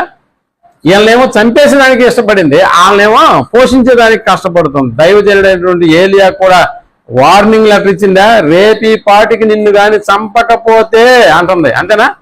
ఏళ్ళు చూపించి నాలుగు మడత పెట్టి ఎవడైనా కూడా పర్లేదు నాకు, నేను ఎవరిని అనుకుంటాం అన్నట్టుగా ఏం చేస్తున్నానంటే నిజ దేవుని ప్రవక్త అయినటువంటి ఏలియాను కూడా చంపుతా, రేపీ పాటికి నిన్ను చంపుతాను, రేపీ పాటికి నిన్ను చంపకపోతే నువ్వు కొలిసే దేవుడు నన్ను చంపేస్తాడు అన్నట్టుగా మాట్లాడుతున్నావు. వార్నింగ్ ఇస్తుంది. అలాంటి స్వభావం కలిగినటువంటి ఒక స్త్రీ ఇప్పుడు ఎక్కడ ఉందంట? తుయాతైరా అనేటటువంటి ఆ సంఘంలో స్వభావం నేను చెప్పేది ఆం కాదు, అలాంటి స్వభావం ఉన్నటువంటి ఒక స్త్రీ ఈ సంఘంలో ఉంది. నిజంగా ఇక్కడ ఆ మహాతల్లి పేరు రాయలేదు. ఒకవేళ పేరు రాసింటే ఇప్పుడు ఈ రోజు మనం కూడా ఇక్కడ కూర్చోబెట్టి ఆయనకి సన్మానాలు ఎందుకు, మహిళా దినోత్సవం అని చెప్పి చేయాలనా? నిజంగా ఏ వ్యక్తికైనా ఈ రోజు సన్మానం జరిగింది మహిళలకని అంటే వాళ్ళు ఎంతో గొప్ప పనులు చేసినటువంటి వారికే ఇలాంటి సన్మానం దక్కుతుందన్న సంగతి మనకు తెలుసు. ముఖ్యంగా మహిళా దినోత్సవం రోజు నిజంగా యెజబెల్ కూడా ఎవరైనా సన్మానించుంటారా? అస్సలు లేదు. ఒకవేళ సన్మానిస్తే బయలుదేవతలకు సంబంధించినటువంటి ఆ యాజకులు చేసి ఉంటారేమో, కానీ ఇశ్రాయేలుకి సంబంధించినటువంటి వాళ్ళు లేరు. అలాంటి స్వభావం కలిగినటువంటి ఒక స్త్రీ ఇప్పుడు ఆ సంఘంలో ఉంది. ఆ స్త్రీ పేరు అయితే మనకి ఇక్కడ ప్రస్తావన చేయలేదు, కానీ ఆమె ఏం చేస్తుందంటే పాపాన్ని ప్రోత్సహిస్తుంది. ఒక ప్రవక్తిగా తానే ఒక ప్రవక్తనని చెప్పి ఏం చేస్తున్నానంటే పరిచయం చేసుకుంటా ఉంది. ఒక ప్రవక్తని నేనే. మనకు తెలుసు కదా, బైబిల్లో కూడా ప్రవక్తలు ఉన్నారు. ఎవరున్నారు? మోషే అక్కగారైన మిరియాము కూడా ఒక ప్రవక్త. అవును, ఒక ప్రవక్త ఆమె. అందుకని అనేక మందిని దేవుని యొక్క మాటల వైపు, దేవుని యొక్క పాటల వైపు ప్రోత్సహిస్తూ కూడా అనేక మందిని నడిపించినటువంటి ఒక స్త్రీగా కూడా మిరియాము ప్రవక్త మనకు కనిపిస్తూ ఉంది. ఇక దెబోరా అనేటటువంటి ఆమె కూడా ఒక ప్రవక్తగా ఉందంటే, అవును ప్రవక్తగా ఉంటుంది, న్యాయాధిపతిగా ఉంటుంది అన్న సంగతి మనకు తెలుసు. ఇంకా చెప్పాలని అంటే అబద్ధ ప్రవక్తలు కూడా ఉన్నారా? ఉన్నారు. ఇంకా చెప్పాలంటే అన్న అనేటటువంటి ప్రవక్తి కూడా ఉంది. ఆమె కన్యాతత్వం మొదలుకొని భర్త చనిపోయిన నాటి నుండి ఎన్ని సంవత్సరాలంట? 84 సంవత్సరాలు ఎక్కడుందంటే దేవాలయంలో ఉంది. దేవాలయంలో ఇంకా మనకి చెప్పాలంటే ఫిలిప్పు గారికి కూడా 4 కుమార్తెలు ఉన్నారు. వాళ్ళు ఎవరంట? ప్రవచించువారు అంటే దేవుని యొక్క మాటలను ప్రవచించేటటువంటి వాళ్ళు, దేవుడు చెప్పినటువంటి విషయాలను ప్రజలకు తెలియజేసేటటువంటి వాళ్ళ అంటే అవును, వాళ్ళందరికీ వ్యతిరేకంగా ఉన్నటువంటి స్త్రీయే ఈ యెజబెల్ అనేటటువంటి ఈ స్వభావం కలిగినటువంటి స్త్రీ. నిజంగా అక్కడ ఉన్నటువంటి వాళ్ళని ఎలా ప్రోత్సహి, ఒకవైపు ఏమో సంఘంలో ఉన్నటువంటి సగం మంది ఎలా ఉన్నారంటే క్రియల విషయంలో, ప్రేమ విషయంలో, ఇంకా సహనం విషయంలో, వీటన్నిటి విషయాల్లో చాలా మంది బాగా ఉన్నతమైనటువంటి స్థాయిలో ఉన్నారు. కానీ మరొక వర్గం ఎలా ఉంది అని అంటే, యెజబెల్ స్వభావం కలిగినటువంటి ఈ స్త్రీ ఎలా ఉంది అని అంటే, నిజంగా ఇలాంటి స్వభావాన్ని గురించి ఏం చెప్తుందంట ఆమె, జారత్వము చేయుటకును, విగ్రహములకు బలిచ్చిన వాటిని తింటకును, అది నా దాసులకు అన్నాడు. నా అంటే ఇక్కడ దేవుని కుమారుడైన యేసు ప్రభుల వారు నా దాసులకు అంటే తనను వెంబడించేటటువంటి వాళ్లకు, ముఖ్యంగా తుయాతైర సంఘంలో ఉన్నటువంటి ఆ సభ్యులకు ఏం చేస్తుందంట, యెజబెల్ అనేటటువంటి ఈమె బోధించుచున్నది, వారిని మోసపరుచుతున్నది. ఇక్కడ అసలు విషయం చెప్తున్నాడు. సరే, బోధిస్తే బాగుంది, పర్లేదు, ఇంకా ఏదైనా చేయమని చెప్తే బాగుండు, పర్లేదు, అయినా నేను ఒక ఛాన్స్ ఇస్తున్నాను అన్నాడు. అయినా నేను ఒక అవకాశం ఇస్తున్నాను. ఏంటి అవకాశము? అది మారు మనస్సు పొందుటకు నేను దానికి సమయం ఇచ్చి తిని. మళ్ళా కూడా చూడండి, చాలా మంది వాక్యాలు వింటూనే ఉంటారు, బాప్తిజం తీసుకోకూడదా అని అంటే, చూద్దాంలే, ఎప్పుడు దాకా చూస్తావు, పిల్లలు పెద్దోళ్ళు అవనేమండి, అందరం కలిసి ఒకేసారి మునిగేస్తామా? అందరం కలిసి ఒకేసారి తీసేద్దాం. ఈ లోపల ఈయనకి వయసు ఎలాగనే ఉంటుందా, ఈయనకి పెరిగిపోద్ది. పోనీ అలాగని చెప్పి నిద్ర లేచిన దగ్గర నుంచి మళ్ళా ఒక 10 ఏళ్ళు బతకాలన్నా, ఒకవేళ ఆలోచన ఉన్నా కూడా అలాంటి అవకాశాలు ఉంటాయా? ఎప్పుడైనా ఏదైనా జరిగేటటువంటి అవకాశం ఉంటుంది. కాబట్టి ఇప్పుడు మారు మనసు పొందడానికి ఒక అవకాశం ఇస్తున్నాను. ఏది ఇంతటి చెడ్డ కార్యాలు జరిగిస్తున్నటువంటి ఆమె విషయంలో కూడా ప్రేమను కనపరుస్తున్నటువంటి యేసు ప్రభుల వారు తన దాసులను మోసం చేస్తున్నా కూడా నేను ఆమెకేం చేస్తున్నా అంటే, మారు మనసు పొందుటకు నేను దానికి సమయం ఇస్తాను, దానికి సమయం ఇస్తాను అనేటటువంటి మనకు తెలుసు. రోమీలకు రాసిన పత్రిక 2వ అధ్యాయం 4వ వచనం నుంచి 5వ వచనాన్ని మనం ఆలోచించగలిగితే, రోమీలకు రాసిన పత్రిక 2వ అధ్యాయం 4వ వచనాన్ని, అదిగో దేవుని అనుగ్రహము మారు మనసు పొందుటకు నిన్ను ప్రేరేపించుచున్నది అని ఎరుగాక, ఆయన అనుగ్రహ ఐశ్వర్యమును, సహనమును, దీర్ఘశాంతమును నువ్వు తృణీకరిస్తావా? అంటే ఆయన క్షమించడానికి, నీకు మరొక అవకాశాన్ని ఇచ్చేదానికి దేవుడు ఏం చేస్తున్నాడంట, దీర్ఘశాంతాన్ని కనపరుస్తున్నాడు. అలాంటి దీర్ఘశాంతము, ఆయన అనుగ్రహించేటటువంటి అనుగ్రహ ఐశ్వర్యమును నువ్వేం చేయబోతున్నావు? తృణీకరిస్తున్నావా? మనకు తెలుసు కదా, ఒకసారి 2వ పేతురు రాసిన పత్రికలో కూడా 3వ అధ్యాయం 9వ వచనం ఈ రీతిగా తెలియజేస్తుంది. మనం చాలా సార్లు కూడా ఈ సందర్భాన్ని మనం చదువుకున్నా. 2వ పేతురు రాసిన పత్రిక 3వ అధ్యాయం 9వ వచనం, కొందరు ఆలస్యమని ఎంచుకున్నట్లు, అదిగో ప్రభు తన వాగ్దానమును గూర్చి ఆలస్యము చేయవాడు కాదు కానీ, అది అసలు పాయింట్, ఎవడును నశింపకూడదని నిశ్చయించక అందరూ మారు మనసు పొందవలనని కోరుచు, అదిగో మీ ఎడల దీర్ఘశాంతం. అంటే తండ్రి అయినటువంటి దేవుని యొక్క ఆలోచన, యేసు ప్రభుల వారి యొక్క ఆలోచన ఇక్కడ మనం గమనించగలిగితే, ఎందుకయ్యా 2వ రాకడ ఇంకా ఆలస్యం అవుతా ఉందంటే, ఎందుకు ఆలస్యం అవుతుందో ఇప్పుడు మనకు అర్థం. 1వ శతాబ్దంలోనే యెజబెల్ అనేటటువంటి స్వభావం కలిగినటువంటి ఒక స్త్రీకే దేవుడు ఇన్ని అవకాశాలు ఇస్తే, మనకి ఎన్ని అవకాశాలు ఇస్తున్నారో ఒకసారి మీరు ఆలోచన చేయండి. ఈనాడు మనకి ఇస్తున్నటువంటి అవకాశాలు అన్యాయం అంటే కాదు, ప్రతి వాక్యం వినడానికి వచ్చేస్తున్నాం. వాక్యాన్ని వినడం మాత్రమే కాదు, రాసుకుంటూ ఉన్నాం. కానీ ఏ రోజైనా మారు మనసు అనేటటువంటి కలిగిందా మనకి అంటే లేదు. యథాప్రకారంగా మనం ఎలా ప్రవర్తిస్తున్నామంటే అందరిలాగానే ప్రవర్తించడానికి తయారైపోతూ ఉన్నాం. అందరిలాగానే మారు మనసు పొందు బ్రదర్, చాలా సంవత్సరాల నుంచి వింటున్నారు కదా అంటే, చూద్దాలే రిటైర్డ్ అయిపోయిన తర్వాత చూద్దాలే మారు మనసు అంటే, అంత మాత్రమే ఉంది. ఒక్కొక్క ప్రసంగం మనలో నిజంగా మార్పు తీసుకొని రావడానికి దేవుడు ఎన్నో ప్రసంగాలు మనం వినడానికి కూడా మనకు అవకాశం ఇస్తున్నాడా? ఒకవేళ అవకాశం ఇకపోతే ఈ ప్రసంగంలో మనం కూర్చో ఉంటామా?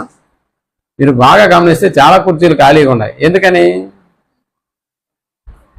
మారు మనసు పొందడానికి అసలు వాళ్ళకి ఇష్టమే లేదు. కాబట్టి ఈ ప్రాంతానికి వస్తే అది ఎక్కడ మనలో జరుగుతుందేమో అన్న ఆలోచనతో రాకుండానే కూడా ఆగిపోయినారు. అయినా కూడా దేవుడు వారిని విడిచిపెడతాడా? పగ తీర్చుకోవడానికి కాదు, ప్రతీకారం తీర్చుకోవడానికి కాదు, ఆయన అనుగ్రహ ఐశ్వర్యమును తృణీకరిస్తావా? ఆయన దీర్ఘశాంతాన్ని త్రోసిపుచ్చేస్తావా? యెజబెలు స్వభావం కలిగినటువంటి ఆ స్త్రీ అక్కడ యేసు ప్రభువు చెప్తున్నటువంటి మారు మనసు పొందుటకు నీకు ఏమిస్తున్నా అన్నాడు? సమయాన్ని ఇస్తున్నాను అన్నాడు. సమయాన్ని ఇస్తున్నాడు. ఒకసారి మనం ప్రకటన గ్రంథంలోనే 9వ అధ్యాయము 20-21 వచనాలను మనం ఆలోచించగలిగితే 20-21 వచనాలు ప్రకటన గ్రంథము 9. ఈ దెబ్బల చేత చావక మిగిలిన జనులు దయ్యములను చూడను వినను నడవను శక్తి లేనివై బంగారు వెండి కంచు రాయి కర్రలతో చేయబడిన తమ హస్తకృతములైన విగ్రహములను పూజింపకుండా విడిచిపెట్టునట్లు ఏం చేయలేదంటే వీళ్ళు. మరి అవి ఏమన్నా నిజమైనట్టుగా చూస్తాయా? చూడు. వింటాయా? వినవు. వాసన చూస్తాయా? చూడు. ఎట్లాంటి వాటిని దేంతో తయారు చేయబడినాయంటే మళ్ళా బంగారు వెండి కంచు రాయి కర్రలతో చేయబడిన తమ హస్తకృతములైన విగ్రహములకు పూజించకుండా విడిచిపెట్టునట్లు మారు మనస్సు పొందలేదు. మరియు తాము చేయుచున్న నరహత్యలను మాయా మంత్రములను జారా చోరత్వములను చేయకుండానట్లు వారు మారు మనస్సు పొందిన వారు కాదు. ఏది? ఇన్ని దెబ్బల చేత చావక మిగిలిన జనులంట. ఎన్ని దెబ్బలు కొట్టుంటాడో మీరు ఆలోచన చేయండి. ఎన్ని దెబ్బలుగా అంటే తమ జీవితంలో ఎన్ని నష్టాలు ఎదురైనా ఎన్ని కష్టాలు వాళ్ళు అనుభవించినా కూడా మళ్ళా వాటిలో జరగని ఏంటంట? మారు మనస్సు పొందలేదు. పరలోకం ఇస్తాను రాని పిలుస్తున్నటువంటి తండ్రి అయినటువంటి దేవుని యొక్క ఆలోచన నిజంగా మనం ఆలోచించగలిగితే నిజంగా మారు మనసు పొంది ఏం చేయాలని అంటే అక్కడికి వచ్చేసేయాలి. అందుకనే మళ్ళా ఇక్కడ చెప్తూ మళ్ళా తుయాతైరా సంఘం సమయం ఇచ్చితిని కానీ అది తమ జారత్వమును విడిచి. అందుకని అక్కడ ఇందాక ఎన్ని దెబ్బలు తగిలినా కూడా మనుషులు మళ్ళా దేని వైపు వెళ్ళిపోతున్నారంట? హస్తకృతములైనటువంటి ఆ దేవుళ్ళను పూజించడానికి వాళ్ళు ఇష్టపడిపోతూ ఉన్నారు. అందుకని చెప్తున్నాడు పొందనల్లదు. ఏం చేస్తున్నాడంట అంటే ఎన్నిసార్లు అవకాశం ఇచ్చినా కూడా ఎన్నిసార్లు మనలో కూడా దేవుడు ఎంతమందికి ఎన్ని అవకాశం ఇవ్వలేదు చెప్పండి? ఎన్ని అవకాశాలు ఇవ్వలేదు. అలాగని చెప్పి నీతిమంతులా మనం అంటే కాదు. నీతిమంతుడు లేడు ఒక్కడును లేడు. అయినా మనల్ని ఏం చేయాలి? ఎప్పుడో దేవుడు ఆ కరోనాలోనే లేపేసేయాలి. మొదటి కరోనాలోనే మనం కనపడకుండా వెళ్ళిపోవాలి. మొదటి కరోనా వెళ్ళిపోయింది, మనం బతికే ఉన్నాం. రెండో కరోనా వెళ్ళిపోయింది, మనం బతికే ఉన్నాం. మూడో కరోనా వెళ్ళిపోయింది, మనం బతికేనే ఉన్నాం. ఎన్ని మనకి ఉపద్రవాలు సంభవించాయి, మనం బ్రతికే ఉన్నాం. కానీ ఏమైంది? అదనమాట మనలో లేని ఏంటంటే ఎన్ని ఉపద్రవాలు సంభవించినా దేవుడు మనకి జీవాన్ని ఇచ్చినాడు అని ఆ జీవం ప్రకారం మనం మారు మనసు పొంది బ్రతికితే నిజంగా మనం అదృష్టవంతులమే. కానీ మారు మనసు పొందడానికి దేవుని యొక్క అనుగ్రహ ఐశ్వర్యాన్ని మనం ఏం చేస్తున్నాం? ప్రతిసారి ఇదిగో ఆ యెజబెలు చేసినటువంటి ఆ యొక్క ప్రవర్తన ఏంటంటే ఆమె కానీ దాని గురించి మాట్లాడుకోలేదు, దాని గురించి అంటే మారు మనసు పొందలేదా? ఇప్పుడు ఏం చేస్తానంటున్నాడు? మంచం పట్టించి అంటే ఏంది అర్థం? లోపల ఉన్న మంచం బయటికి పట్టించడమా? లోపల ఉన్న మంచం బయటికి పట్టించడం కాదు. ఇది పట్టించడం అనే మంచం కాదు ఇది. అంటే ఆమెను శాశ్వతంగా ఏం చేస్తాడంట? మంచానికి అంకితం చేస్తాడంట. మంచం పట్టించేస్తాడు. మంచం పట్టి అంటే భయంకరమైనటువంటి శాపంలోకి తీసుకెళ్లిపోతున్నాడు. ఇంకా మంచము పట్టించి దానితో కూడా వ్యభిచరించువారు దాని క్రియల విషయమై మారు మనస్సు పొందితేనే కాని వారిని అది మారు మనసు పొందితే కానీ అంటే పొందినటువంటి వారికి శ్రమలు ఉండవు. పొందకుండా ఉండేటటువంటి వారికి ఏం చేస్తున్నాడంట? అంటే జరగబోయేటటువంటి దాన్ని కూడా దేవుడు ప్రస్తావన చేస్తున్నాడా? అవును. అందుకని యోహాను గారు రాజు తుయాతైరా సంఘంలో ఎంత మంచి ఉందో అంత చెడు కూడా జరుగుతుందా? అవును. కాబట్టి చెడు జరిగేటటువంటి వాటి విషయంలో ఇక్కడ ఒక హెచ్చరిక చేస్తున్నాడు.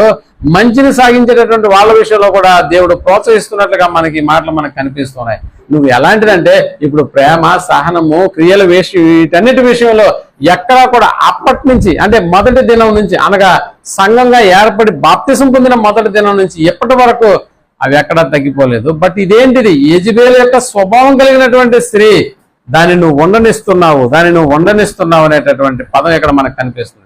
ఇంకా చెప్పాలని అంటే ఆ తుయాతైరా పట్టణానికి సంబంధించి ఏమంటారు, ఛాంబర్ ఆఫ్ కామర్స్ అంటే వర్తక వ్యాపారాలకు కేంద్రం అది. ఆ వర్తకులు అందరూ కూడా కలిసి ఏం చేసేవాళ్ళు అంటే అక్కడ అపోలో అనేటటువంటి ఒక దేవత అనేటటువంటి ఆమె కూడా ఉండేది. ఆ దేవతకు సంబంధించినటువంటి దేవాలయంలో వీళ్ళు మంత్లీ మీటింగ్ లేకపోతే 2 నెలలకు ఒకసారి 3 నెలలకు ఒకసారి వర్తకులంతా ఒక ఏం చేసేవాళ్ళు, ఒక ఫంక్షన్ చేసుకునేటటువంటి వాళ్ళు. ఎందుకంటే వ్యాపార అభివృద్ధికి వాళ్ళు ఒకరినొకరు తెలుసుకునేదానికి ఈ తుయాతైరా పట్టణం వాళ్ళకు ఒక వేదికగా ఉండేది.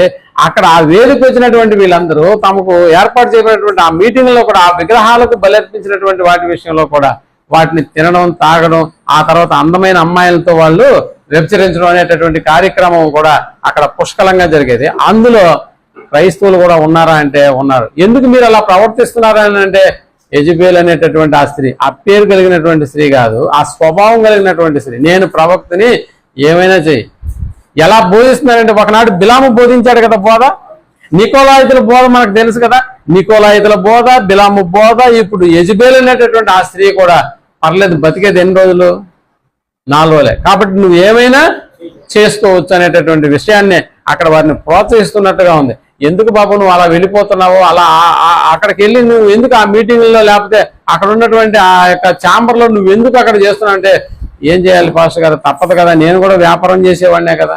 కాబట్టి వాళ్ళు తినేదే నేను తినాలి, వాళ్ళు సాగించేదే నేను సాగించాలి.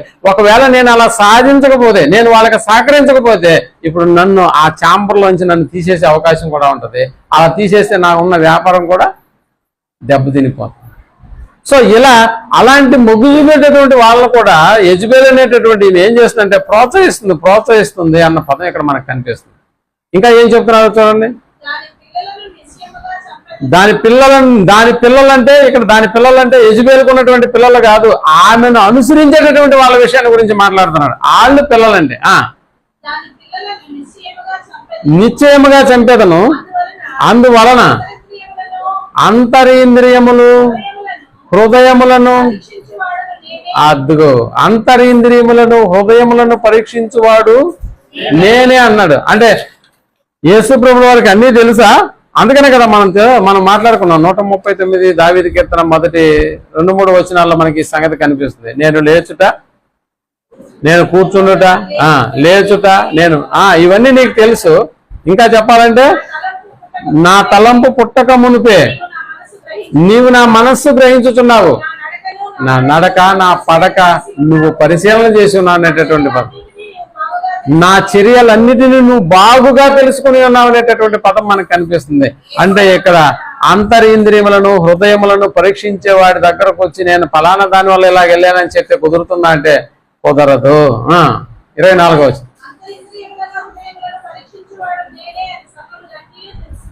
అని సంఘములన్నీ నీకు విధించే శిక్షణ బట్టి మిగతా సంఘాలకు కూడా ఇది తెలియాలి అనేటటువంటి పదాన్ని వాడుతున్నాడు. మనకు తెలుసు కదా, ప్రతి వాడికి వాని క్రియలు చొప్పున ప్రతిఫలం ఇస్తాడన్న సంగతి తెలుసు. మనుషుడు చేసేటటువంటి అవి మంచివైనను సరే చెడ్డవైనను సరే, మంచివైనా చెడ్డవైనా సరే ఆ క్రియలు జరిగించేటటువంటి ప్రతి వాడికి కూడా జీతం ఇవ్వడానికి నా దగ్గర జీతం సమృద్ధిగా ఉందని చెప్తున్నాడా? దేన్ని బట్టి జీతం వస్తుందంటే వాని క్రియలను బట్టి జీతం రెడీగా ఉందని చెప్తున్నాడు. అయితే కడమవారైన మీతో అంటే కొంతమంది ఈ వ్యాపారానికి అనుకూలంగా లేనటువంటి వారి విషయాన్ని గురించి కడమవారైన మీతో అనగా ఈ బోధన అంటే యెజబెలు చెప్తున్నటువంటి ఈ బోధన అంగీకరింపక సాతాను యొక్క గూఢమైన సంగతులు ఎరుగమని, అంటే ఒకవైపు దేవుని వైపు ఉన్నటువంటి వాళ్ళు మనకు కనిపిస్తున్నారు, మరొక వైపు దేవతల వైపు ఉన్నటువంటి వాళ్ళు మనకు కనిపిస్తున్నారు ఈ సంఘంలో. అందుకనే దేవుని వైపు ఉన్నటువంటి వాళ్ళు ఎలాగుంటారో మనకు తెలుసు. పాత నిబంధన గ్రంథంలో మనకు ఒక యోసేపు అనేటటువంటి ఆయన కాంప్రమైజ్ అయ్యాడా? కాంప్రమైజ్ కాలేదు. నిజంగా ఆయన కాంప్రమైజ్ కాలేదు కాబట్టి ఈరోజు యేసేపుని గురించి మనం చదువుకుంటున్నామా? అవును, చదువుకుంటున్నాం, నేర్చుకుంటున్నాం, అనేక మంది కూడా మనం నేర్పిస్తున్నాం. అలాగే ఒకనాడు దానియేలు గురించి కాంప్రమైజ్ అయితే మనం చదువుకోగలుగుతామా? దానియేలు గురించి అంటే లేదు. ఒక షడ్రకు మెషకు అబేద్నెగోల విషయాన్ని మనం ఆలోచించగలిగితే ఏముందని అందరితో పాటు కూడా మనం కూడా ఒక దండమే కదా పెట్టేసేది. ఇది ఎలాగుంటుందని అంటే హృదయంలో ఏమో మనం మొక్కనట్టుగా ఫీల్ అయిపోతుంటాం, కానీ ఫిజికల్గా మాత్రం రాజుకు భయపడి ఏం చేయాలి? ఇలాంటిదే కదా, ఇలాంటిదే. ఒకవేళ ఏదైనా ఇలాంటి కార్యక్రమం నాకు తెలుసు కదా, అప్పుడప్పుడు మనం క్రైస్తవులుగా ఉండి కొన్నిసార్లు విగ్రహాల దండలకు పూలమాలలు వేసేదానికి కూడా మనం మన చేతనే చేయిస్తుంటాడు. అప్పుడు ఏం చేయాలి?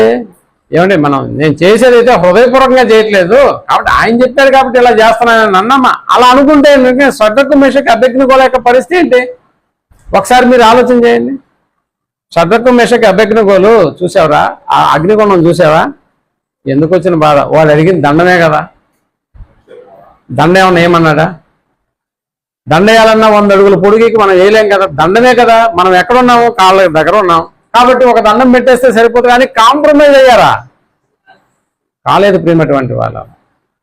అందుకని కాంప్రమైజ్ కాలేదు కాబట్టి షడ్రకు మెషకు అబేద్నెగోలు, మరి ముఖ్యంగా దానియేలు గారి గురించి కూడా ఈరోజు మనం చదవగలుగుతున్నామంటే ప్రియమైనటువంటి వాళ్ళు, ఒకనాడు ప్రతికూలమైనటువంటి వాతావరణంలో కూడా దేవుని కొరకు నిలబడినటువంటి వాళ్ళు ఉన్నారా అని అంటే ఉన్నారు. అది వారి భక్తికి నిదర్శనం ప్రియమైనటువంటి వాళ్ళరా. అందుకనే చెప్తాడు, మీ మీద నేను ఏ భారం పెట్టను అన్నాడు. మళ్ళా చదవండి అందులో.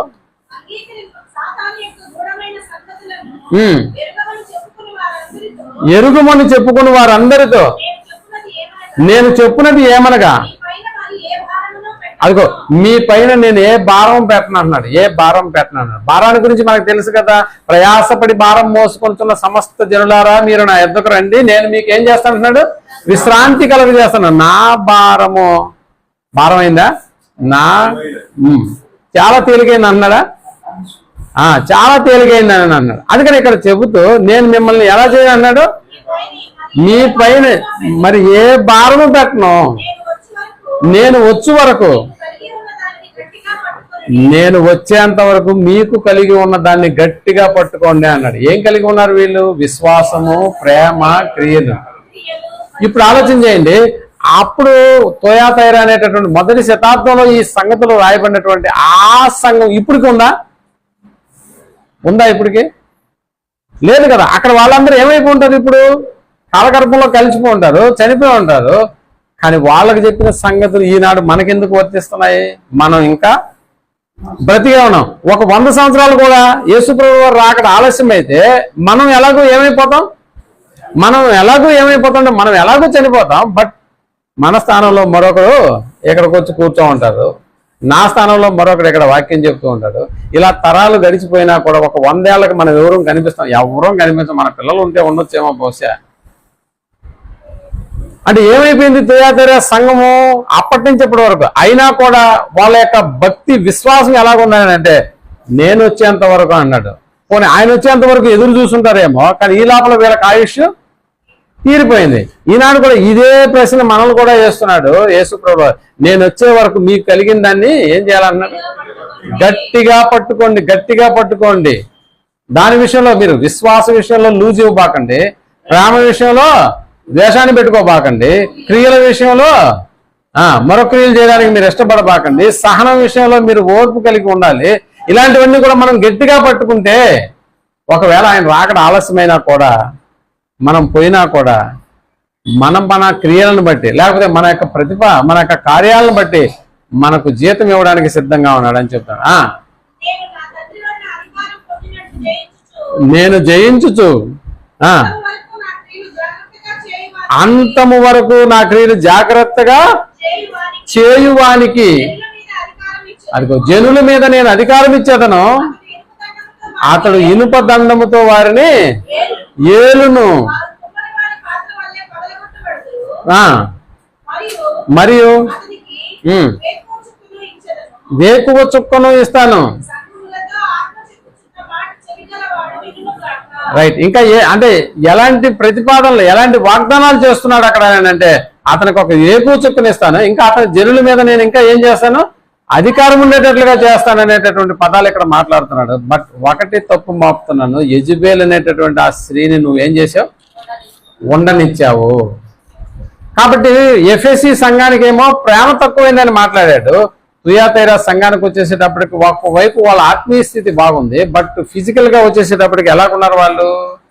ఇదిగో యెజబెల్ లాంటి స్వభావం కలిగినటువంటి వాళ్ళు నీలో ఉన్నారు. వాళ్ళని నువ్వేం చేస్తున్నావు అంటే ప్రోత్సహిస్తున్నావు. కాబట్టి వాళ్ళకు కూడా నేను ఒక అవకాశం ఇస్తున్నాను. ఏంటి అవకాశం? మారు మనసు పొందడానికి నేను అవకాశం. ఒకవేళ మారు మనసు పొందకపోతే మంచం పట్టిస్తాను, దాన్ని అనుసరించేటటువంటి వాళ్ళందరినీ నేను ఏం చేస్తానంటే చంపేస్తాను అంటున్నాడు. ప్రియమైనటువంటి వాళ్ళు, దేవుని కోసం ఏం చేయగలిగినటువంటి మనుషులు ఆ సంఘంలో ఉంటే వాళ్ళందరినీ హెచ్చించినట్లుగా దేవుడు ఇక్కడ మాట్లాడుతున్నాడు. వారికి ఏలే అవకాశం ఇస్తాను. తమకున్నటువంటి దాన్ని స్థిరంగా పట్టుకుంటే, ఒకవేళ నా రాకడ ఆలస్యం అయితే, మీ పోకడే త్వరపడితే, మీకు కావలసినటువంటి వాటి విషయంలో, మీరు జరిగించినటువంటి వాటి ఆ క్రియల విషయంలో మీకు ప్రతిఫలం ఇవ్వడానికి కూడా నేను సిద్ధంగా ఉన్నాను. వేకో చొప్పున కూడా నేను మీకు ఇస్తున్నాను అనేటటువంటి పదాలు ఇక్కడ మాట్లాడుతున్నాడు. ప్రియమైనటువంటి వారు, ఇవన్నీ చెబుతూ లాస్ట్ లో ఏ పదం వాడుతున్నాడు? సంఘములతో ఆత్మ చెప్పుతున్న మాట చెవి గలవాడు వినుగాక. ఇప్పుడు చెవులున్నాయా? మనకందరికీ చెవులున్నాయి. కాబట్టి విన్నటువంటి ఈ మాటలు, తుయాతైరా సంఘంలో ఒకటి మంచి ఉంది, రెండు చెడ్డ ఉంది. సో చెడు దాని విషయంలో దేవుడు ఒక అవకాశం ఇస్తున్నట్లుగా మనకు అర్థమవుతుంది. ఏంటి అవకాశం అంటే? మారు మనసు పొందు. మరి ఆత్మీయ స్థితిలో ఉన్నప్పుడు వాటిని బాగా ప్రోత్సహిస్తున్నాడు, వాటిని మెచ్చుకున్నాడు. నువ్వు ఏదైతే మొట్టమొదట కలిగి ఉన్నావు అది ఇప్పటికీ కూడా ఎలా ఉన్నట్టున్నాడు? కలిగి ఉన్నావని మాట్లాడుతున్నాడు. బట్ యెజబెల్ యొక్క స్వభావం ఉన్నటువంటి ఆ మనుషుని గురించి మాట్లాడుతూ దాని విషయంలో కూడా ఒక చక్కటి ప్రతిపాదన చేస్తున్నట్లుగా ఉంది. అలాగని చెప్పి నేను ఆమెను బతికుండగానే వేసాను, ఒక అవకాశం ఇస్తున్నాను. ఏంటి అవకాశం? మారు మనసు పొందేటటువంటి అవకాశం. ఈనాడు నేటి సంఘాల్లో ఉన్నటువంటి మన విషయంలో కూడా మనం ఆలోచించగలిగితే, దేవుడు ఈ రోజు కూడా మనల్ని సజీవుల లెక్కలో ఉంచి, ఈ రోజు కూడా వాక్యం వినడానికి మనకు అవకాశం ఇచ్చి, ఆయుష్ని ఇచ్చి, ఆరోగ్యాన్ని ఇచ్చి ఇక్కడ తీసుకొచ్చి కూర్చోబెట్టాడంటే మనం ఏదో గొప్ప వాళ్ళమని కాదు. ప్రేమటువంటి వాళ్ళ నీతిమంతులమని అంతకంటే కాదు. దేనికని ఇలాగ ఇస్తున్నాడు? ఒక్కొక్క సంవత్సరాన్ని మనకి ఎలాగిస్తున్నాడంటే ఓ దయా కిరీటంగా దేవుడు మనకు సమర్పిస్తున్నాడు. కాబట్టి ఆయన దీర్ఘశాంతాన్ని, ఆయన అనుగ్రహ ఐశ్వర్యాన్ని ప్రతిసారి వింటున్న ప్రతి పాఠాన్ని బట్టి మనం ఏం చేయాలంటే ఒక గుణపాఠంగా ప్రతి పాఠాన్ని మనం తీసుకోవాలి. కానీ అలా కాకుండా ఏం చేస్తున్నాను అంటే, చూద్దాంలే ఈ నెల అయిపోయింది కదా, 128వ నెల వస్తే అప్పుడు చూసుకుందాం, అప్పుడు ఏం చెప్తాడో అన్న సంగతిని గురించి. ఈ సంవత్సరం అయిపోతే వచ్చే సంవత్సరం చూసుకుందాంలే, ఇప్పుడు ఉద్యోగంలో ఉన్నాం కదా, రిటైర్ అయిపోతే చూసుకుందాంలే, పిల్లవాడికి పెళ్ళి అయిపోతే మాట్లాడుకుందాంలే. ఇలా నువ్వు వాయిదాలు వేసుకుంటూ వెళ్ళిపోతూ దేవుని దీర్ఘశాంతాన్ని ఏం చేస్తున్నావు? నువ్వు తృణీకరిస్తున్నావు అన్న సంగతి మనం జ్ఞాపకం పెట్టుకోండి. మనలో ఉన్నటువంటి ఈ ఆత్మ సంపదను మనం గట్టిగా పట్టుకోవాలి. ఆయన వచ్చేంత వరకు మనలో ఉన్నటువంటి ఈ చెడ్డ యెజబెలుకి సంబంధించినటువంటి స్వభావ లక్షణాలు ఏవైతే ఉన్నాయో వాటి విషయంలో దేవుడు మనకి ఏమి ఇస్తున్నాడంటే మరొక అవకాశాన్ని మనకు ఇస్తున్నట్లుగా మనం గ్రహించుకొని అర్థం చేసుకుని మరలా యథాప్రకారంగా దేవుని యొక్క సముఖంలో ఆ ఉన్నతమైనటువంటి క్రియలను జరిగించేటటువంటి వారంగా ఆనాడు తుయాతైరాలో ఉన్నటువంటి సంఘానికి దేవుడు హెచ్చరికగా రాస్తున్నాడు. అందుకని చెవి గలవాడు వినుడుగాక అన్న పదం రాస్తున్నాడు. ఈ రోజు కూడా మనకు అందరికీ చెవులు ఉన్నాయి, మరి ఎంత మేరకు వింటున్నామో అన్న సంగతి దేవునికే మన విషయం మనకు అర్థమవుతుంది. ఎందుకంటే మనం మారు మనసు పొందామా లేదన్నది ఎవరికి తెలుస్తుంది మొట్టమొదట అంటే దేవునికే. ఈరోజు సిగరెట్ తాగేటటువంటి మనలో సిగరెట్ మానేసేమో అన్న సంగతిని గురించి ఏమో ఎక్కడో బయట తాగేసిన సంగతి దేవునికి తెలియదా అంటే తెలుసు. ఎక్కడో మద్యం తాగేస్తున్న సంగతి దేవునికి తెలియదా అంటే తెలుసు. ఇక్కడ తాగలేకపోవచ్చే కానీ ఇక్కడ చేయలేకపోవచ్చేమో కానీ ఎక్కడో చేస్తున్నామన్న సంగతి మనకు తెలుసు. అందుకనే మారు మనసు పొందడానికి దేవుడు నీకు ఏమిస్తున్నాడంటే ప్రతి సమయాన్ని, ప్రతి అవకాశాన్ని, ప్రతి వాక్యాన్ని ఒక హెచ్చరికగా మన జీవితంలోకి పంపిస్తున్నాడు. అయినా హెచ్చరికను ఏం చేస్తున్నాడు అంటే ఇలా వినేసి అలా వదిలేస్తున్నాం, మళ్ళా యథాప్రకారం యథారాజా అన్నట్టుగా అలా అయిపోతున్నాం. అలాంటివి కాదు ప్రియమైనటువంటి వాళ్ళ దేవుడు మనకి ఇచ్చేటటువంటి ప్రతి అవకాశాన్ని. అందుకనే దినములు చెడ్డవి కనుక సమయమును పోనీయక సద్వినియోగం చేసుకో అన్న పదం మనకు కనిపిస్తుంది. కాబట్టి దేవుని యొక్క దీర్ఘశాంతాన్ని అసహించుకోకుండా, దాన్ని తోలనాడకుండా ఆయన అనుగ్రహ ఐశ్వర్యాన్ని మనం పొందేటటువంటి భాగ్యాన్ని మనం అందరం కలిగి ఉండాలని కోరుకుంటూ తుయాతైరా సంఘానికి చెప్పబడినటువంటి మాటలు నేడు మనకు ఈనాడు ఉన్నటువంటి ప్రతి సంఘానికి కూడా ఈ మాటలు వర్తిస్తాయని తెలియజేస్తూ ఈ మాటలు ముగిస్తున్నాను. ప్రార్థన చేసుకున్నాం. దయగలిగిన మా కన్న తండ్రి, మరొకసారి నానా ఇదిగో సప్త సంఘాల వివరణలో భాగంగా తుయాతైరా అనేటటువంటి సంఘంలో ఉన్నటువంటి మేలులు మాకు తెలియజేశారు. అలాగే అక్కడ జరిగిస్తున్నటువంటి యెజబేలు స్వభావం కలిగినటువంటి ప్రవక్త అయినటువంటి స్త్రీ జరిగిస్తున్నటువంటి కార్యక్రమాలు మాకు తెలియజేసినారు. నానా ఈ రెండింటి విషయంలో ఎవరు ఎలా ఉండాలనేటటువంటి విషయాన్ని మాకు తెలియజేశారు. మీ కొరకు ఆలోచన చేసి మీ కొరకు బ్రతికేటటువంటి బిడ్డల విషయంలో మీరు ప్రోత్సాహాన్ని ఇస్తున్నారు. వాళ్ళకి రావాల్సినటువంటి క్రియాపూర్వకంగా జరిగేటటువంటి ప్రతిఫలాలు మీరు ఇవ్వడానికి ఎదురు చూస్తూ ఉన్నారు. అలాగే యెజబేలు లాంటి ఆ స్త్రీ తాను జరిగిస్తున్నటువంటి అనేక కార్యక్రమాల విషయంలో మారు మనసు పొందడానికి అవకాశం ఇస్తున్నాను అనేటటువంటి పదాన్ని ఇక్కడ వాడారు. మా జీవితంలో కూడా మాకు ఏది లోటుగా ఉందో, మా జీవితంలో మీరు చూసినప్పుడల్లా ఏది మాకు తక్కువగా ఉందో వాటి విషయాల్లో మేము అన్ని విధాలుగా మిమ్మల్ని సంతోషపెట్టేటటువంటి వారంగా మీరు ఇచ్చేటటువంటి ప్రతి అవకాశాన్ని ప్రతి దినాన్ని మేము వినియోగించుకుని మీరు నచ్చే మెచ్చే బిడ్డలుగా ఈ లోకమందు బతకగలిగేటటువంటి భాగ్యాన్ని నాకును మాకును దయచేయమని కోరుకుంటూ చేరువచ్చిన నీ బిడ్డలందరినీ మనం ఒకసారి జ్ఞాపకంలోకి తెచ్చుకోము అన్న. ఈరోజు మాకు చక్కటి ఆత్మ సంపదతో పాటు ఆత్మీయ ఆహారంతో పాటు భౌతిక సంబంధమైనటువంటి ఆహారాన్ని అనుగ్రహించినటువంటి సిద్ధం చేసినటువంటి నీ బిడ్డలను మరి ప్రసాదాన్ని వారి యొక్క సత్యమని మీరు జ్ఞాపకం చేసుకోండి. మీ కృపలో వారిని బలపరిచి ఇంకా అనేకమైనటువంటి ఆతిథ్యాలు నీ బిడ్డలు అనేకులకు ఇవ్వగలిగేటటువంటి భాగ్యాన్ని దయచేయమని కోరుకుంటూ మరి స్థానిక సంఘంలో ఉన్నటువంటి సభ్యులందరినీ మరి సహవాసంగా కూడుకుంటూ వారికి అవసరమైనటువంటి ఆత్మీయ సంపదను దయచేస్తున్నటువంటి మా సోదరులు రాజన్నను బట్టి ప్రత్యేకంగా ఈ సంస్థలో జ్ఞాపకం చేస్తాం. వీడికి ఆయుష్ ఆరోగ్యాన్ని అనుగ్రహించి కుటుంబాన్ని జ్ఞాపకం చేసుకోమని ఈ దినం దీవెలతో మమ్మల్ని నింపమని మరలా మేము తిరిగి కలుసుకునేంత వరకు మాకు క్షేమము సమాధానము భద్రత అనుగ్రహించండి. ఈ దినం దీవెలతో మమ్మల్ని నింపమని క్షేమంగా మా గృహాలకు చేర్చమని అభ్యర్థిస్తూ ఈ ప్రార్థనను మా రక్షకుడును మీ ప్రియకుమారుడైనటువంటి యేసు ప్రభుల వారి నామములో ప్రార్థించి అడిగి వేడుకొంచున్నాము తండ్రి. ఆమేన్. అందరికీ వందనాలు.